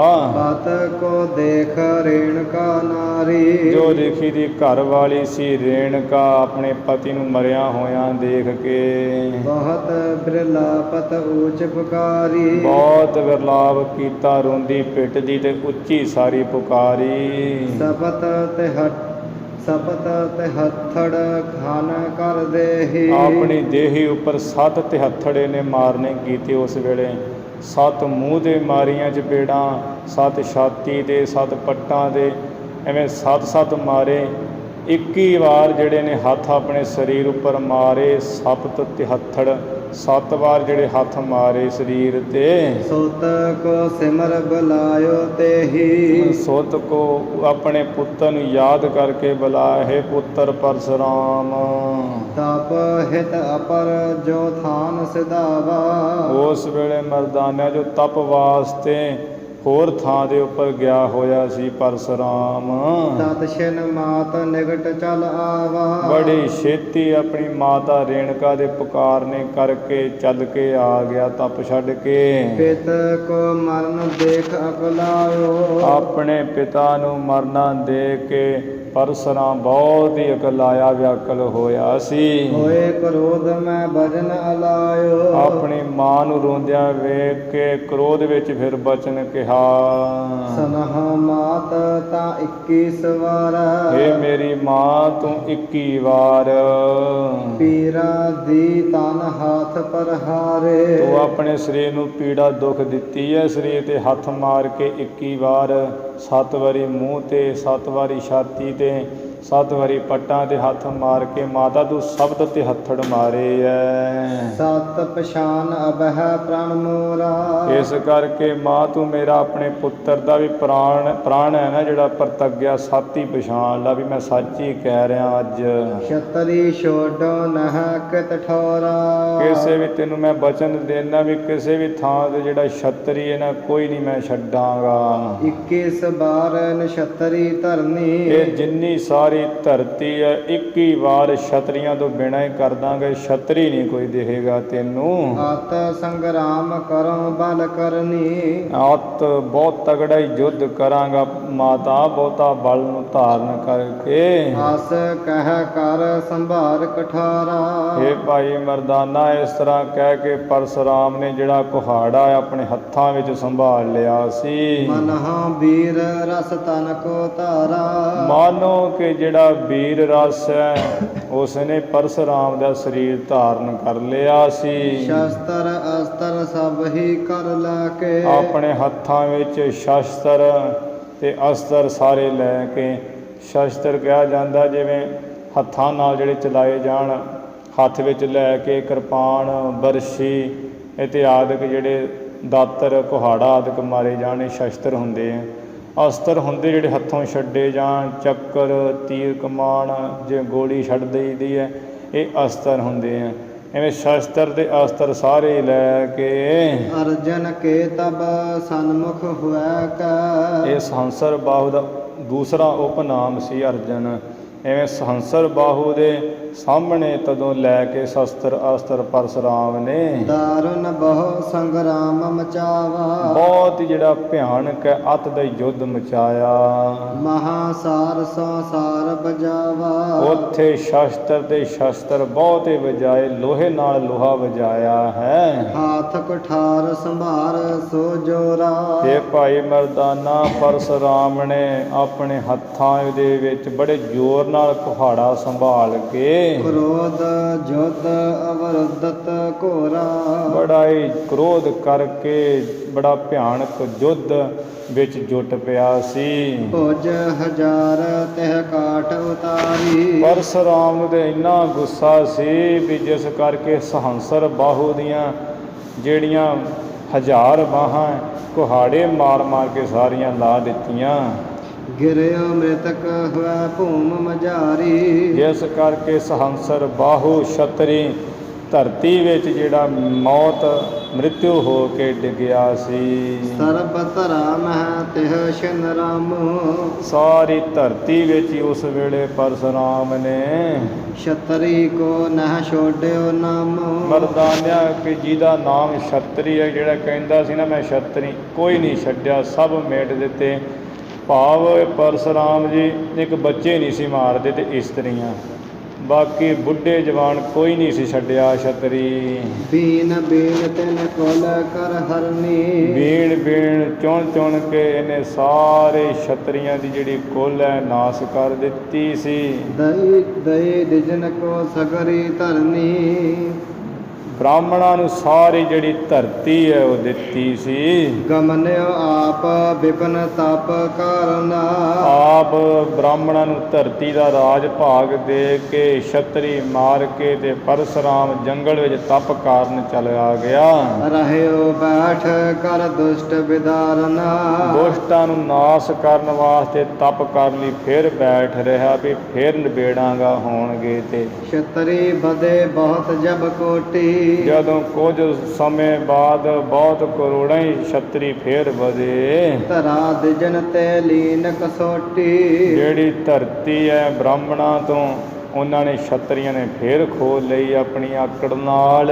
ਆਨ ਬਿਪਨ ਤੇ ਜੁਧ ਮਚਾਵਾ। ਇੱਧਰ ਪਰਸ਼ੁਰਾਮ ਨੂੰ ਪਤਾ ਲੱਗ ਗਿਆ, ਇਹਨੇ ਜੰਗਲ ਵਿੱਚੋਂ ਆ ਕੇ ਫੇਰ ਯੁੱਧ ਮਚਾ ਦਿੱਤਾ ਕੁਹਾੜਾ ਲੈ ਕੇ। ਛਤਰੀ ਏਕ ਰਹਿਨ ਨਹਿ ਪਾਵਾ। ਇੱਕ ਵੀ ਛਤਰੀ ਜਿਹੜਾ ਫੇਰ ਨਹੀਂ ਰਹਿਣਾ ਪਾਇਆ, ਨਾ ਬੁੱਢਾ ਛੱਡਿਆ ਨਾ ਜਵਾਨ ਛੱਡਿਆ ਪਰਸ਼ੁਰਾਮ ਨੇ। ਜੀਤ ਧਰਾ ਵਿਪਰਨ ਕੋ ਕੀਨੀ।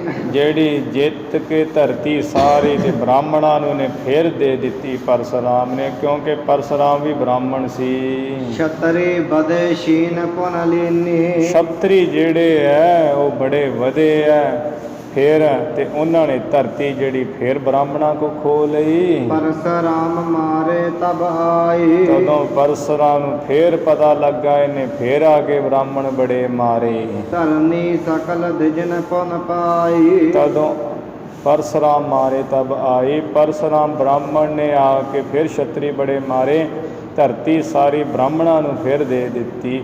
ਬ੍ਰਾਹਮਣਾਂ ਨੇ ਪਾ ਲਈ ਰਾਜ ਭਾਗ। ਧਰਨੀ ਸਕਲ ਦਿਜਨ ਪੁਨ ਪਾਈ। ਸਾਰੀ ਧਰਤੀ ਜਿਹੜੀ ਬ੍ਰਾਹਮਣਾਂ ਨੇ ਪਾਈ ਹੈ। ਬਾਅਦ ਵਿੱਚ ਫਿਰ ਇਸ ਬਿਦ 21 ਬਾਰ ਸੰਘਾਰੇ। ਮਰਦਾਨਾ ਇਸ ਤਰ੍ਹਾਂ ਨਾਲ 21 ਵਾਰ ਪਰਸ਼ੁਰਾਮ ਨੇ ਜਿਹੜੇ ਛਤਰੀ ਮਾਰੇ ਸੰਘਾਰੇ। ਦਈ ਦਿਜਨ ਕੋ ਬਾਰੰਬਾਰੇ। ਤੇ ਬ੍ਰਾਹਮਣਾਂ ਨੂੰ ਬਾਰ-ਬਾਰ ਭਾਵ 21 ਵਾਰ ਧਰਤੀ ਦਾ ਰਾਜ ਭਾਗ ਦਿੱਤਾ ਸੀ। ਰਘੁਪਤ ਸੰਗ ਭਿੜਿਓ ਇੱਕ ਕਾਲਾ। ਇੱਕ ਸਮੇਂ ਦੀ ਗੱਲ ਹੈ ਵੀ ਜੋ ਰਾਮਚੰਦਰ ਜੀ ਹੈ ਉਹਨਾਂ ਨਾਲ ਇਹ ਭਿੜ ਪਿਆ, ਲੜ ਪਿਆ, ਪੰਗਾ ਪੈ ਗਿਆ। ਹਰਿਓ ਗਇਓ ਤਿਹ ਓਜ ਵਿਸਾਲਾ। ਉਸ ਵੇਲੇ ਪਰਸ਼ੁਰਾਮ ਦਾ ਜਿਹੜਾ ਬਹੁਤਾ ਬਲ ਸੀ ਨਾ ਸਭ ਨਾਸ ਹੋ ਗਿਆ ਸੀ। ਤੇ ਇਹ ਮਹਾਭਾਰਤ ਵਿੱਚ ਕਥਾ ਆਉਂਦੀ ਐਵੇਂ ਵੀ ਰਾਮਚੰਦਰ ਜੀ ਜਿਹੜੇ ਪਰਸ਼ੁਰਾਮ ਦੇ ਨਾਲ ਮਿਲੇ ਸਨ ਤੇ ਉਹਨਾਂ ਨੇ ਇਹਨੂੰ ਮਾਰ ਕੇ ਬੇਹੋਸ਼ ਕਰ ਦਿੱਤਾ ਸੀ। ਫਿਰ ਰਮਾਇਣ ਵਿੱਚ ਕਥਾ ਐਵੇਂ ਹੁੰਦੀ ਹੈ ਵੀ ਇਹ ਜੋ ਪਰਸ਼ੁਰਾਮ ਸੀ ਇਹ ਸਾਧ ਸੰਗਤ ਜੀ ਸ਼ਿਵ ਜੀ ਦਾ ਉਪਾਸਕ ਸੀ। ਤੇ ਜਦੋਂ ਰਾਮਚੰਦਰ ਜੀ 14 ਸਾਲ ਦਾ ਬਨਵਾਸ ਜੰਗਲ ਵਿੱਚ ਕੱਟ ਰਹੇ ਸਨ ਤੇ ਇਹਨਾਂ ਦਾ ਮੇਲ ਹੋ ਗਿਆ। ਇਹ ਕਹਿਣ ਲੱਗਾ ਪਰਸ਼ੁਰਾਮ ਵੀ ਰਾਮਚੰਦਰ ਜੀ ਤੁਸੀਂ ਛਤਰੀ ਹੋ ਤੇ ਤੁਹਾਨੂੰ ਪਤਾ ਹੈ ਕਿ ਤੁਸਾਂ ਨੇ ਜਦੋਂ ਸੀਤਾ ਨੂੰ ਵਰਨਾ ਸੀ ਤੇ ਮੇਰੇ ਗੁਰੂ ਸ਼ਿਵ ਜੀ ਦਾ ਜਿਹੜਾ ਧਨਖ ਬਾਣ ਉਹ ਤੁਸਾਂ ਨੇ ਤੋੜਿਆ ਹੈ। ਉਹ ਜੋ ਧਨਖ ਤੁਸਾਂ ਨੇ ਤੋੜਿਆ ਹੈ ਤੇ ਉਹਦਾ ਮੈਂ ਬਦਲਾ ਲੈਣਾ ਤੁਹਾਡੇ ਕੋਲ। ਹੁਣ ਮੈਂ ਤੁਹਾਨੂੰ ਮਾਰੂੰਗਾ। ਰਾਮਚੰਦਰ ਜੀ ਕਹਿਣ ਲੱਗੇ ਵੀ ਵੇਖ ਬ੍ਰਾਹਮਣ ਪਰਸ਼ੁਰਾਮ ਉਹ ਮੈਂ ਆਪ ਕੋਈ ਥੋੜ੍ਹੀ ਤੋੜਿਆ ਹੈ। ਉਹਦੀ ਸ਼ਰਤ ਰੱਖੀ ਸੀ ਮਿਥਿਲਾਪੁਰੀ ਦੇ ਰਾਜੇ ਜਨਕ ਨੇ ਵੀ ਜਿਹੜਾ ਇਸ ਧਨਖ 'ਤੇ ਚਿੱਲਾ ਚਾੜ੍ਹ ਦੇਵੇਗਾ ਤੇ ਉਹਦੇ ਨਾਲ ਮੈਂ ਆਪਣੀ ਲੜਕੀ ਦੀ ਸ਼ਾਦੀ ਕਰ ਦਿਆਂਗਾ। ਮੇਰੇ ਗੁਰੂ ਵਸ਼ਿਸ਼ਟ ਨੇ ਮੈਨੂੰ ਕਿਹਾ ਤੇ ਮੈਂ ਅੱਗੇ ਹੋ ਕੇ ਚਿੱਲਾ ਚਾੜ੍ਹਿਆ, ਜਿਸ ਕਰਕੇ ਪੁਰਾਣਾ ਸੀ ਤੋਂ ਟੁੱਟ ਗਿਆ। ਇਹਦੇ ਵਿੱਚ ਮੇਰੀ ਕੀ ਗਲਤੀ ਹੈ? ਇਹ ਕਹਿਣ ਲੱਗਾ ਨਹੀਂ ਤੁਸਾਂ ਨੇ ਮੇਰੇ ਗੁਰੂ ਦੇ ਬਾਣ ਧਨਖ ਦੀ ਬੇਅਦਬੀ ਕੀਤੀ ਹੈ, ਮੇਰੀ ਬੇਅਦਬੀ ਵਿੱਚ ਹੀ ਹੋ ਗਈ, ਆਪਣੇ ਆਪ ਹੀ ਮੈਂ ਬਦਲਾ ਲਵਾਂਗਾ। ਉਹ ਕਹਿਣ ਲੱਗੇ ਵੀ ਛੱਡ ਪਰਸ਼ੁਰਾਮ, ਜੋ ਹੋ ਗਿਆ ਸੋ ਹੋ ਗਿਆ, ਹੁਣ ਕਿਉਂ ਐਵੇਂ ਇਸ ਤਰ੍ਹਾਂ ਕਰਦਾ? ਇਹ ਕਹਿੰਦਾ ਵੀ ਮੈਂ ਛਤਰੀ ਦੇ ਕੋਈ ਛੱਡਣਾ ਨਹੀਂ ਹੈ ਤੇ ਮੇਰਾ ਪ੍ਰਾਣੀ ਹੈ। ਬਾਕੀ ਤੁਸੀਂ ਜੇ ਆਪਣੇ ਆਪ ਨੂੰ ਬਹੁਤੇ ਬੜੀ ਮੰਨਦੇ ਹੋ, ਮੇਰਾ ਵੈਸ਼ਨਵ ਧਨਖ ਆ, ਇਹਦੇ 'ਤੇ ਚਿੱਲਾ ਚਾੜ ਕੇ ਦਿਖਾਓ ਮੈਨੂੰ, ਇਹਨੂੰ ਚਿੱਲੇ 'ਤੇ ਚਾੜ ਕੇ ਦਿਖਾਓ। ਰਾਮਚੰਦਰ ਜੀ ਕਹਿਣ ਲੱਗੇ ਵੀ ਇਹ ਕਿਹੜੀ ਗੱਲ ਹੈ, ਚੜ੍ਹਾ ਦਿੰਦੇ ਆ। ਫਿਰ ਇਹਦਾ ਬਾਣ ਵੈਸ਼ਨਵ ਬਾਣ ਧਨਖ ਲੈ ਕੇ ਤੇ ਉਹਦੇ ਉੱਪਰ ਉਹਨਾਂ ਨੇ ਬੜੀ ਨਿਰਯਤਨ ਹੀ ਚਿੱਲਾ ਚਾੜ ਦਿੱਤਾ। ਫਿਰ ਕਹਿਣ ਲੱਗੇ ਵੀ ਦੱਸ ਹੁਣ ਚਿੱਲਾ ਚਾੜ ਦਿੱਤਾ, ਪਹਿਲਾਂ ਤੇਰੇ ਮਾਰੀਏ ਤੀਰ ਕੇ ਹੋਰ ਕਿੱਥੇ ਮਾਰੀਏ? ਫਿਰ ਇਹਨੇ ਆਪਣੀ ਹਾਰ ਮੰਨੀ ਪਰਸ਼ੁਰਾਮ ਨੇ।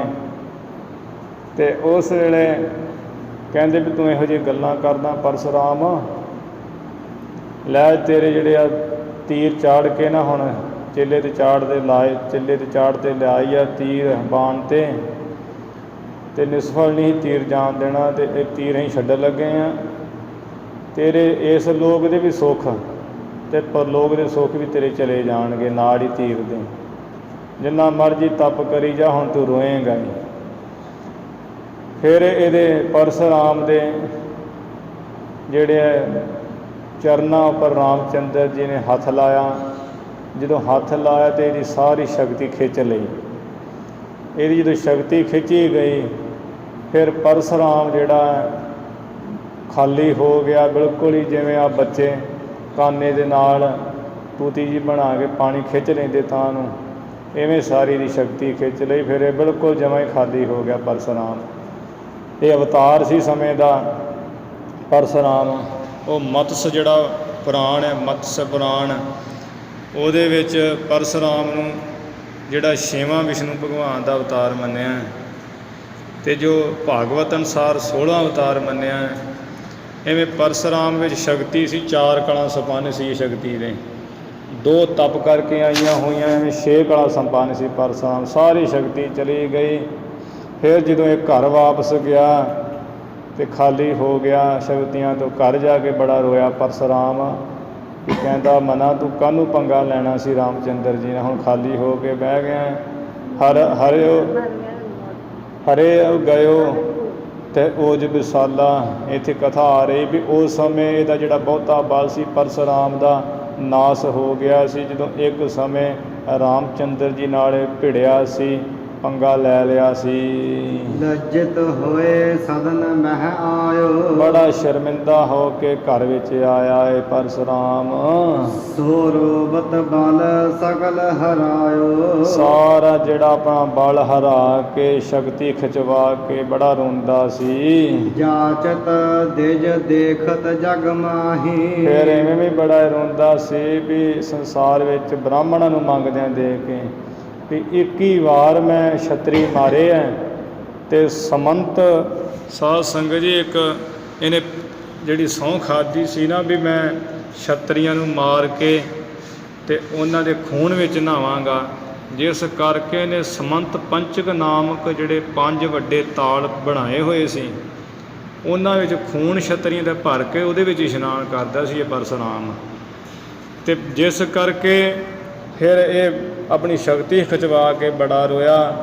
ਬ੍ਰਾਹਮਣਾਂ ਨੂੰ ਵੇਖ ਕੇ ਵੀ ਇਹ ਬੜਾ ਰੋਇਆ ਸੰਸਾਰ ਵਿੱਚ ਮੰਗਦਿਆਂ ਨੂੰ ਵੀ ਇਹਨਾਂ ਵਾਸਤੇ ਮੈਂ 21 ਵਾਰ ਜਿਹੜੇ ਛਤਰੀ ਮਾਰੇ ਆ, ਇਹਨਾਂ ਨੂੰ ਰਾਜ ਦਿੱਤਾ, ਇਹ ਫਿਰ ਖਾਲੀ ਦੇ ਖਾਲੀ ਰਹਿ ਗਏ ਆ। ਆ ਕਦੀ ਕਿਸੇ ਨੂੰ ਕਹਿੰਦੇ ਰਾਹੂ ਕੇਤੂ ਚੜ੍ਹ ਗਿਆ ਤੈਨੂੰ, ਕਿਸੇ ਨੂੰ ਸਾੜ ਸਤੀ ਚੜ੍ਹ ਗਈ ਆ, ਤੁਸੀਂ ਹਵਨ ਕਰਾਓ, ਵੇਦ ਮੰਤਰ ਪੜ੍ਹਵਾਓ, ਜੱਗ ਕਰਵਾਓ। ਅਤੇ ਇਹ ਵੇਖ ਕੇ ਬੜਾ ਰੋਇਆ ਸੀ ਵੀ ਮੰਗਦੇ ਹੀ ਆ ਹਜੇ ਵੀ। ਬੜਾ ਅਫਸੋਸ ਕਰਦਾ ਸੀ ਪਰਸੁਰਾਮ। ਰੋਏ ਬਸੂਰਤ ਸੁਖ ਤਿਹ ਨਾਹੀ। ਮਰਦਾਨਿਆ ਉਸ ਪਰਸੁਰਾਮ ਨੇ ਜਿਹਨੇ 21 ਵਾਰ ਛਤਰੀ ਮਾਰ ਕੇ ਬ੍ਰਾਹਮਣਾਂ ਨੂੰ ਰਾਜ ਭਾਗ ਦਿੱਤਾ, 6 ਕਲਾ ਸੰਪੰਨ ਸੀ, ਉਸ ਪਰਸੁਰਾਮ ਨੂੰ ਵੀ ਸੁੱਖ ਨਹੀਂ ਹੈ। ਅਤੇ ਬ੍ਰਾਹਮਣਾਂ ਨੂੰ ਵੇਖ ਵੇਖ ਕੇ ਰੋਂਦਾ ਝੂਰਦਾ ਸੀ ਵੀ ਇਹ ਤਾਂ ਨਸੱਖਣੇ ਰਹਿ ਗਏ, ਇਹ ਮੰਗਤੇ ਹੀ ਹੈ, ਹਜੇ ਵੀ ਖਾਲੀ ਰਹਿ ਗਏ, ਮੰਗਦੇ ਹੀ ਫਿਰਦੇ ਹੈ। ਅਜ ਨ੍ਰਿਪ ਇੰਦਮਤੀ ਬ੍ਰਿਹ ਭਾਰੀ। ਇਸੇ ਤਰ੍ਹਾਂ ਜੋ ਬਚਨ ਆਇਆ ਹੈ ਵੀ ਗੁਰੂ ਮਹਾਰਾਜ ਨੇ ਬਚਨ ਉਚਾਰਿਆ ਵੀ ਅਜੈ ਸੋ ਰੋਵੈ ਭੀਖਿਆ ਖਾਏ, ਉਹਦੀ ਕਥਾ ਹੁਣ ਚੱਲ ਰਹੀ ਹੈ ਬਚਨ ਦੀ ਇੱਕ ਤੁਕ ਦੀ। ਕਿ ਜੋ ਰਾਜਾ ਸੀ ਅੱਜ ਰਾਜਾ ਇਹ ਦਸ਼ਰਥ ਦਾ ਪਿਤਾ ਸੀ, ਸ਼੍ਰੀ ਰਾਮਚੰਦਰ ਜੀ ਦਾ ਦਾਦਾ ਸੀ ਅੱਜ ਰਾਜਾ ਇੰਦਮਤੀ ਇਹਦੀ ਘਰਵਾਲੀ ਉਹਦੇ ਵਿਛੋੜੇ ਵਿੱਚ ਵੀ ਬੜਾ ਭਾਰੀ ਰੋਇਆ। ਉਹ ਇਵੇਂ ਕਥਾ ਹੁੰਦੀ ਹੈ ਕਿ ਅੱਜ ਰਾਜਾ ਇੱਕ ਸਮੇਂ ਸ਼ਿਕਾਰ ਖੇਡਣ ਗਿਆ, ਉੱਥੇ ਦੇ ਮਨ ਵਿੱਚ ਇਹ ਗੱਲ ਆਈ ਵੀ ਮੇਰੀ ਘਰਵਾਲੀ ਬੜੀ ਪਤੀ ਵਰਤਾ ਧਰਮ ਵਾਲੀ, ਮੈਨੂੰ ਬੜਾ ਪ੍ਰੇਮ ਕਰਦੀ ਹੈ, ਚਲੋ ਅੱਜ ਇਹਦੀ ਪ੍ਰੀਖਿਆ ਹੀ ਲੈ ਲਈਏ ਕਿੰਨਾ ਕੁ ਮੈਨੂੰ ਪ੍ਰੇਮ ਕਰਦੀ ਹੈ। ਉਸ ਵੇਲੇ ਅੱਜ ਰਾਜੇ ਨੇ ਸ਼ਿਕਾਰ ਖੇਡ ਕੇ ਅਤੇ ਉਹ ਸ਼ਿਕਾਰ ਦੇ ਜਿਹੜਾ ਖੂਨ ਸੀ ਨਾ, ਖੂਨ ਨਾਲ ਆਪਣਾ ਸਾਰਾ ਪੋਸ਼ਾਕਾ ਜਿਹੜਾ ਗੜੁੱਚੂ ਕਰ ਲਿਆ। ਖੂਨ ਨਾਲ ਭਿਉਂ ਕੇ ਆਪਣਾ ਪੋਸ਼ਾਕਾ ਆਪਣੇ ਇੱਕ ਨੌਕਰ ਨੂੰ ਦੇ ਦਿੱਤਾ ਵੀ ਮੇਰੀ ਘਰਵਾਲੀ ਨੂੰ ਦੇ ਦੇਣਾ, ਉਹਨੂੰ ਕਹਿਣਾ ਵੀ ਤੇਰੇ ਪਤੀ ਰਾਜੇ ਨੂੰ ਸ਼ੇਰ ਨੇ ਮਾਰ ਕੇ ਖਾ ਲਿਆ ਹੈ, ਆਹ ਉਹਦਾ ਪੋਸ਼ਾਕਾ ਵੇਖ ਲਾ। ਉਹਨੇ ਉਸੇ ਤਰ੍ਹਾਂ ਹੀ ਕੀਤਾ, ਪੋਸ਼ਾਕਾ ਲੈ ਕੇ ਇਹਦੀ ਘਰਵਾਲੀ ਜੋ ਇੰਦੂਮਤੀ ਸੀ ਅਤੇ ਉਹਦੇ ਕੋਲ ਆ ਗਿਆ, ਕਹਿੰਦਾ ਵੀ ਰਾਜਾ ਮੈਂ ਚੜ੍ਹਾਈ ਕਰ ਗਿਆ ਹੈ, ਸ਼ੇਰ ਨੇ ਉਹਨੂੰ ਖਾ ਲਿਆ ਹੈ। ਇਹਦੀ ਘਰਵਾਲੀ ਬੜੀ ਪਤੀ ਵਰਤਾ ਧਰਮ ਵਾਲੀ ਸੀ ਇੰਦੂਮਤੀ, ਉਹ ਵਹਿੰਦੀ ਰਹੀ ਚੰਗੀ ਤਰ੍ਹਾਂ ਪੋਸ਼ਾਕਾ ਜਦੋਂ ਪਿਸ਼ਾਕਾ ਵੇਖਿਆ ਵੀ ਇਹ ਤਾਂ ਮੇਰੇ ਪਤੀ ਰਾਜੇ ਅੱਜ ਦਾ ਹੀ ਹੈ, ਉਸ ਵੇਲੇ ਇਹ ਵਿਛੋੜਾ ਝੱਲ ਨਾ ਸਕੀ ਅਤੇ ਸਾਧ ਸੰਗਤ ਜੀ ਵਿਛੋੜੇ ਵਿੱਚ ਇਹਨੇ ਆਪਣੇ ਪ੍ਰਾਣ ਦੇ ਦਿੱਤੇ। ਉਹ ਮਰ ਗਈ। ਇਹ ਅੱਜ ਰਾਜਾ ਅਗਲੇ ਦਿਨ ਸ਼ਿਕਾਰ ਤੋਂ ਵਾਪਸ ਆਇਆ। ਵਾਪਸ ਆ ਕੇ ਜਦੋਂ ਵੇਖਿਆ ਵੀ ਘਰ ਵਾਲੀ ਮੇਰੀ ਮਰ ਗਈ ਹੈ, ਇਹਦੇ ਕੋਲ ਝੱਲਿਆ ਨਾ ਗਿਆ। ਬੜਾ ਇਹ ਦੁਖੀ ਹੋਇਆ, ਸਹਾਰਿਆ ਨਾ ਗਿਆ। ਅਫਸੋਸ ਇਹਦੇ ਮਨ 'ਚ ਆ ਗਿਆ, ਵਿਰਾਗ ਹੋ ਗਿਆ। ਆਪਣਾ ਰਾਜ ਭਾਗ ਛੱਡ ਕੇ ਫਕੀਰ ਬਣ ਕੇ ਅਤੇ ਭਿੱਖਿਆ ਮੰਗ ਕੇ ਖਾਣ ਲੱਗ ਪਿਆ। ਜਦੋਂ ਭਿੱਖਿਆ ਮੰਗਦਾ ਖਾਂਦਾ ਸੀ ਉਦੋਂ ਵੀ ਰੋਇਆ ਕਰੇ। ਅਤੇ ਇੱਕ ਦਿਨ ਕਿਸੇ ਦੇ ਘਰ ਚਲਿਆ ਗਿਆ। ਉਹ ਜਿਵੇਂ ਜਨਾਨੀਆਂ ਕਈਆਂ ਦਾ ਸੁਭਾਅ ਹੁੰਦਾ, ਉਹਨੇ ਔਰਤ ਨੇ ਬੜੀ ਬੋਲੀ ਮਾਰੀ ਔਖੀ ਜੀ।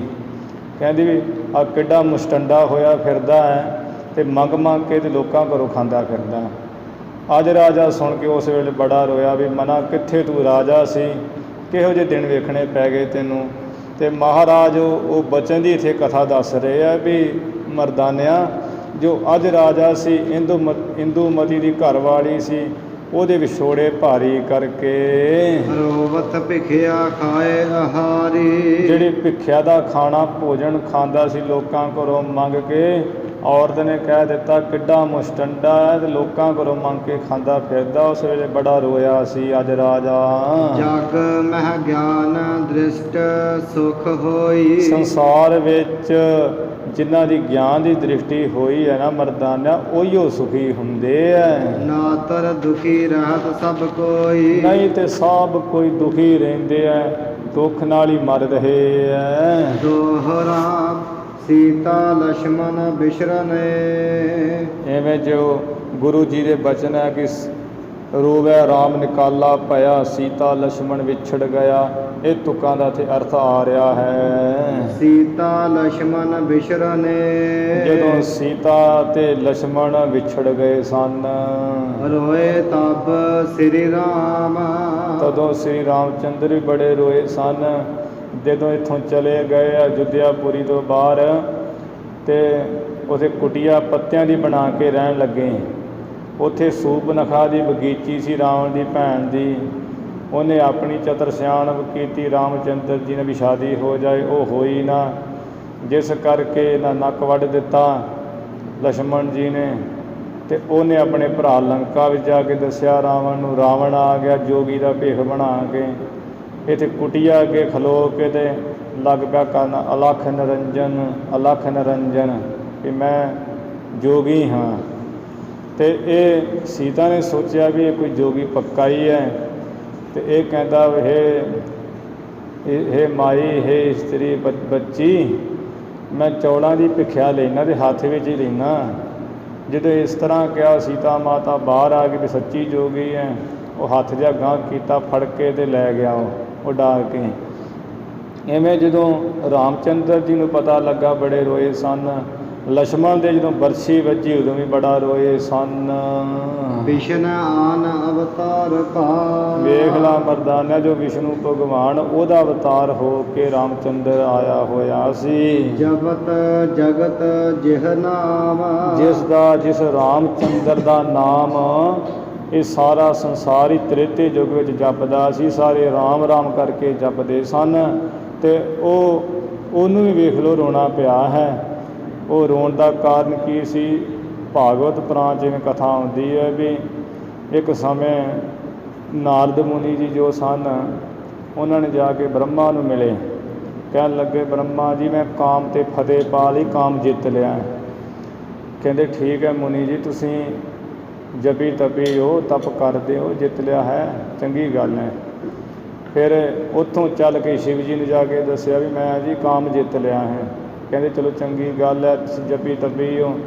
ਹਾਂ, ਪਰ ਨਾਰਦ ਜੀ ਆ ਇਹੀ ਗੱਲ ਕਦੇ ਵਿਸ਼ਨੂੰ ਭਗਵਾਨ ਨੂੰ ਨਾ ਦੱਸਿਓ, ਉੱਥੇ ਨਾ ਇਹ ਗੱਲ ਕਹਿਣੀ।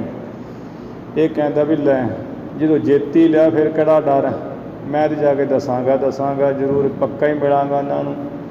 ਭਗਵਾਨ ਜੀ ਦੇ ਪਾਸ ਚਲਾ ਗਿਆ ਅਤੇ ਉੱਥੇ ਜਾ ਕੇ ਕਹਿੰਦਾ ਭਗਵਾਨ ਜੀ, ਮੈਂ ਤਾਂ ਕਾਮ 'ਤੇ ਫਤਿਹ ਪਾ ਲਈ ਹੈ, ਕਾਮ ਨੂੰ ਜਿੱਤ ਲਿਆ ਹੈ, ਹੁਣ ਨਹੀਂ ਮੈਨੂੰ ਫਰਕ ਪੈਂਦਾ। ਕਹਿਣ ਲੱਗੇ ਜੀ ਨਾਰਦ ਮੁਨੀ ਜੀ, ਤੁਸੀਂ ਵੱਡੇ ਮੁਨੀ ਹੋ, 11 ਪ੍ਰਕਾਰ ਦੀ ਭਗਤੀ ਕਰਦੇ ਹੋ, ਜੇ ਤੁਸੀਂ ਨਹੀਂ ਜਿੱਤੋਗੇ ਤਾਂ ਕੌਣ ਜਿੱਤੇਗਾ ਕਾਮ ਨੂੰ? ਚੰਗੀ ਗੱਲ ਹੈ।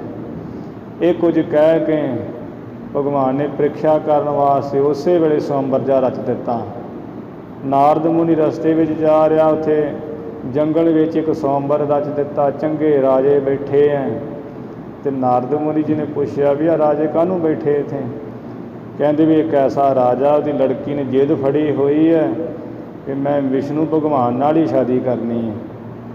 ਇਹਨੇ ਸੋਚਿਆ ਵੀ ਠੀਕ ਹੈ, ਜੇ ਸ਼ਾਦੀ ਕਰਨੀ ਹੈ ਆਪਣੀ ਇੱਕੋ ਗੱਲ ਹੀ ਆ, ਆਪਾਂ ਭਗਵਾਨ ਕੋਲ ਜਾ ਕੇ ਰੂਪ ਹੀ ਲੈ ਆਉਂਦੇ, ਭਗਵਾਨ ਜੀ ਦਾ ਸ਼ਾਦੀ ਕਰ ਲਵਾਂਗੇ ਅਤੇ ਫਿਰ ਰੂਪ ਵਾਪਸ ਦੇ ਦਿਆਂਗੇ।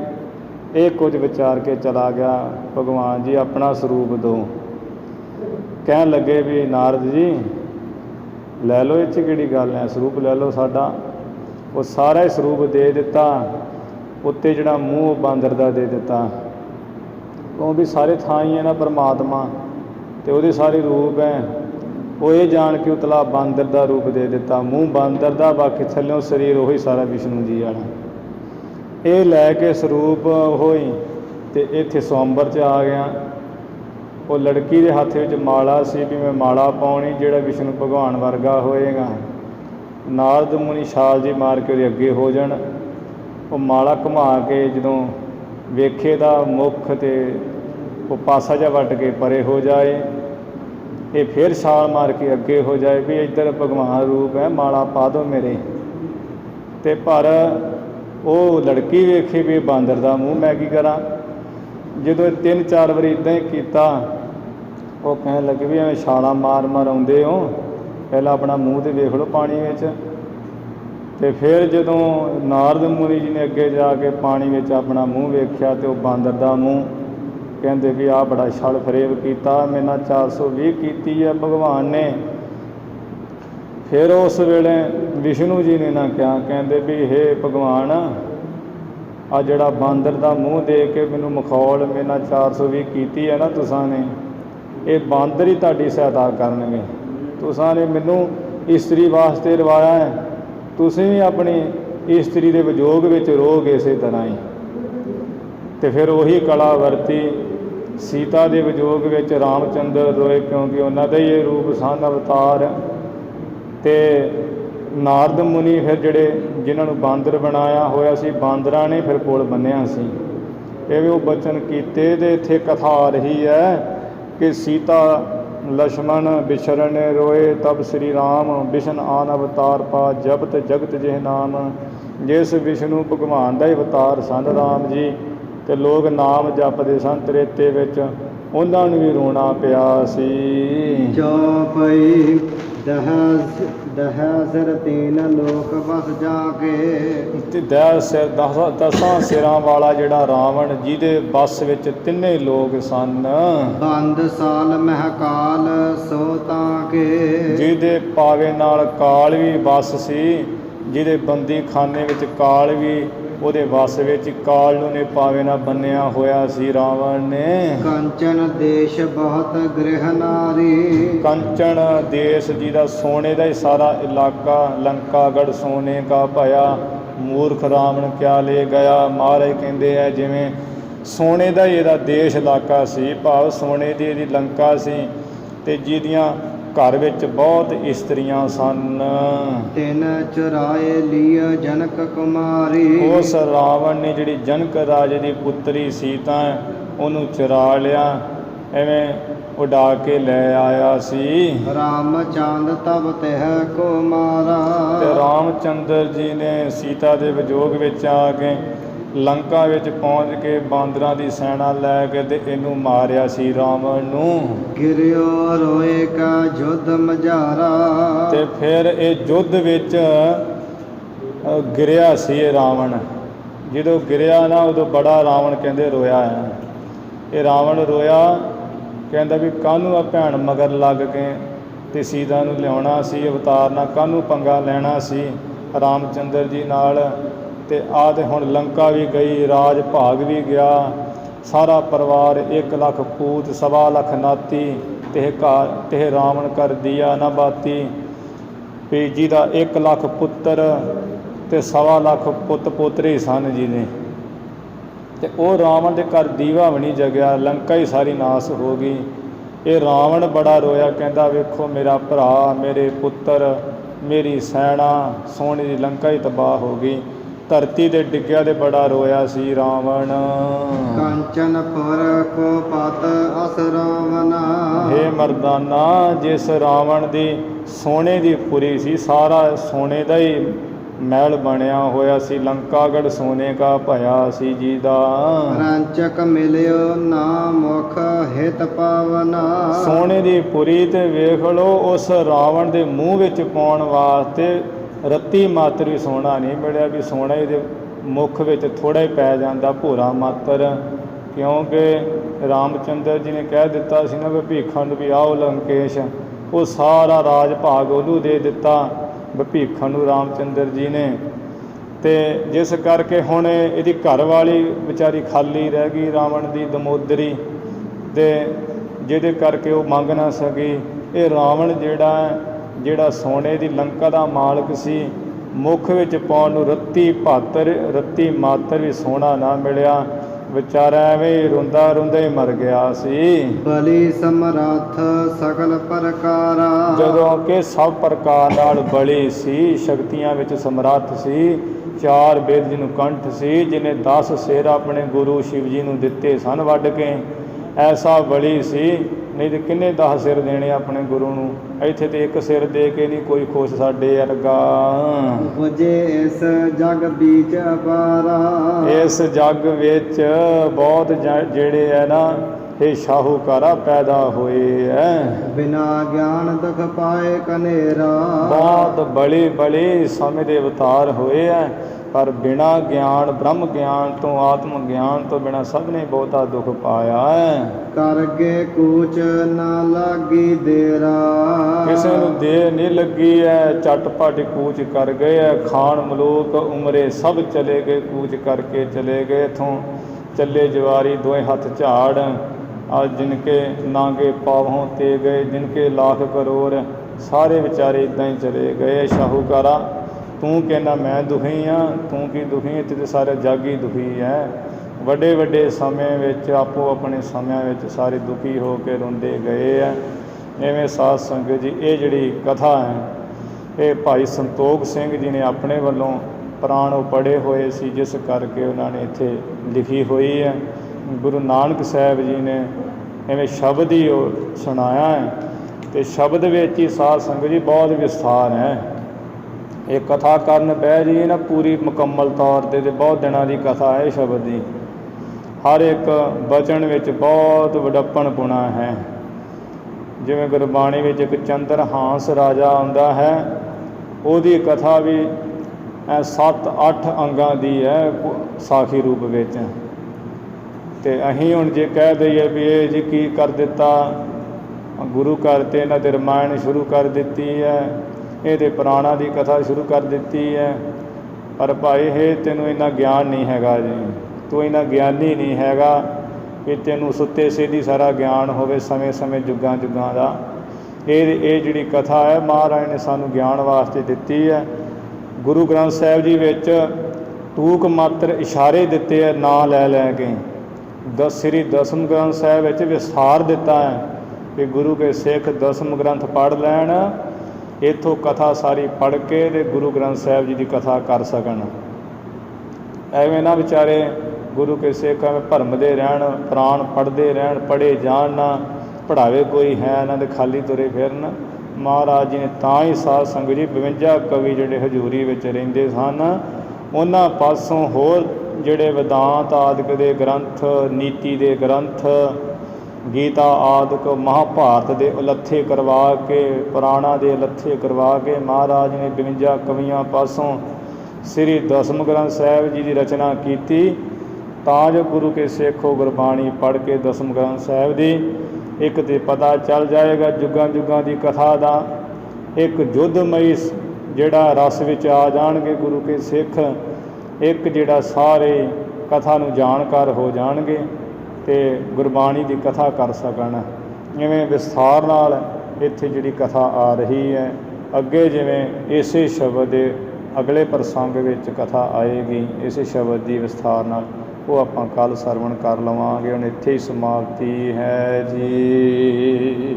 ਇਤ ਸ੍ਰੀ ਗੁਰੂ ਨਾਨਕ ਪ੍ਰਕਾਸ਼ ਗ੍ਰੰਥੇ ਉਤਰਾਰਧੇ ਸਾਹ ਪ੍ਰਸੰਗ ਵਰਣਨ ਨਾਮ 23ਵਾਂ ਅਧਿਆਏ। ਇੱਥੇ ਸ੍ਰੀ ਗੁਰੂ ਨਾਨਕ ਪ੍ਰਕਾਸ਼ ਗ੍ਰੰਥ ਦੇ ਅਖੀਰਲੇ ਅੱਧੇ ਹਿੱਸੇ ਦੇ ਜਿਹੜੇ 23 ਅਧਿਆਏ ਸਮਾਪਤ ਹੋ ਗਏ ਹੈ। ਧੰਨ ਧੰਨ ਸ੍ਰੀ ਗੁਰੂ ਗ੍ਰੰਥ ਸਾਹਿਬ ਜੀ ਮਹਾਰਾਜ। ਗੁਰੂ ਕੀ ਸੰਗਤ ਬਖਸ਼ਨਾਰੇ ਬਖਸ਼ ਲੈਣਾ ਜੀ। ਭੁੱਲਾਂ ਚੁੱਕਾਂ ਦੀ ਖਿਮਾ, ਵਿਚਾਰਾਂ ਦੀ ਸਮਾਪਤੀ। ਬਲੀ ਸਮਰੱਥ ਸਕਲ ਪ੍ਰਕਾਰਾ ਉਪਜੇ ਇਸ ਜਗ ਬੀਚ ਅਪਾਰਾ। ਬਿਨਾ ਗਿਆਨ ਦੁਖ ਪਾਏ ਕਨੇਰਾ ਕਰਗੇ ਕੂਚ ਨਾ ਲਾਗੀ ਦੇਰਾ। ਇਤ ਸ੍ਰੀ ਗੁਰੂ ਨਾਨਕ ਪ੍ਰਕਾਸ਼ ਗ੍ਰੰਥੇ ਉਤਰਾਰਧੇ ਸਾਹ ਪ੍ਰਸੰਗ ਵਰਣਨ ਨਾਮ 23ਵਾਂ ਅਧਿਆਏ। ਵਾਹਿਗੁਰੂ ਜੀ ਕਾ ਖਾਲਸਾ, ਵਾਹਿਗੁਰੂ ਜੀ ਕੀ ਫਤਿਹ।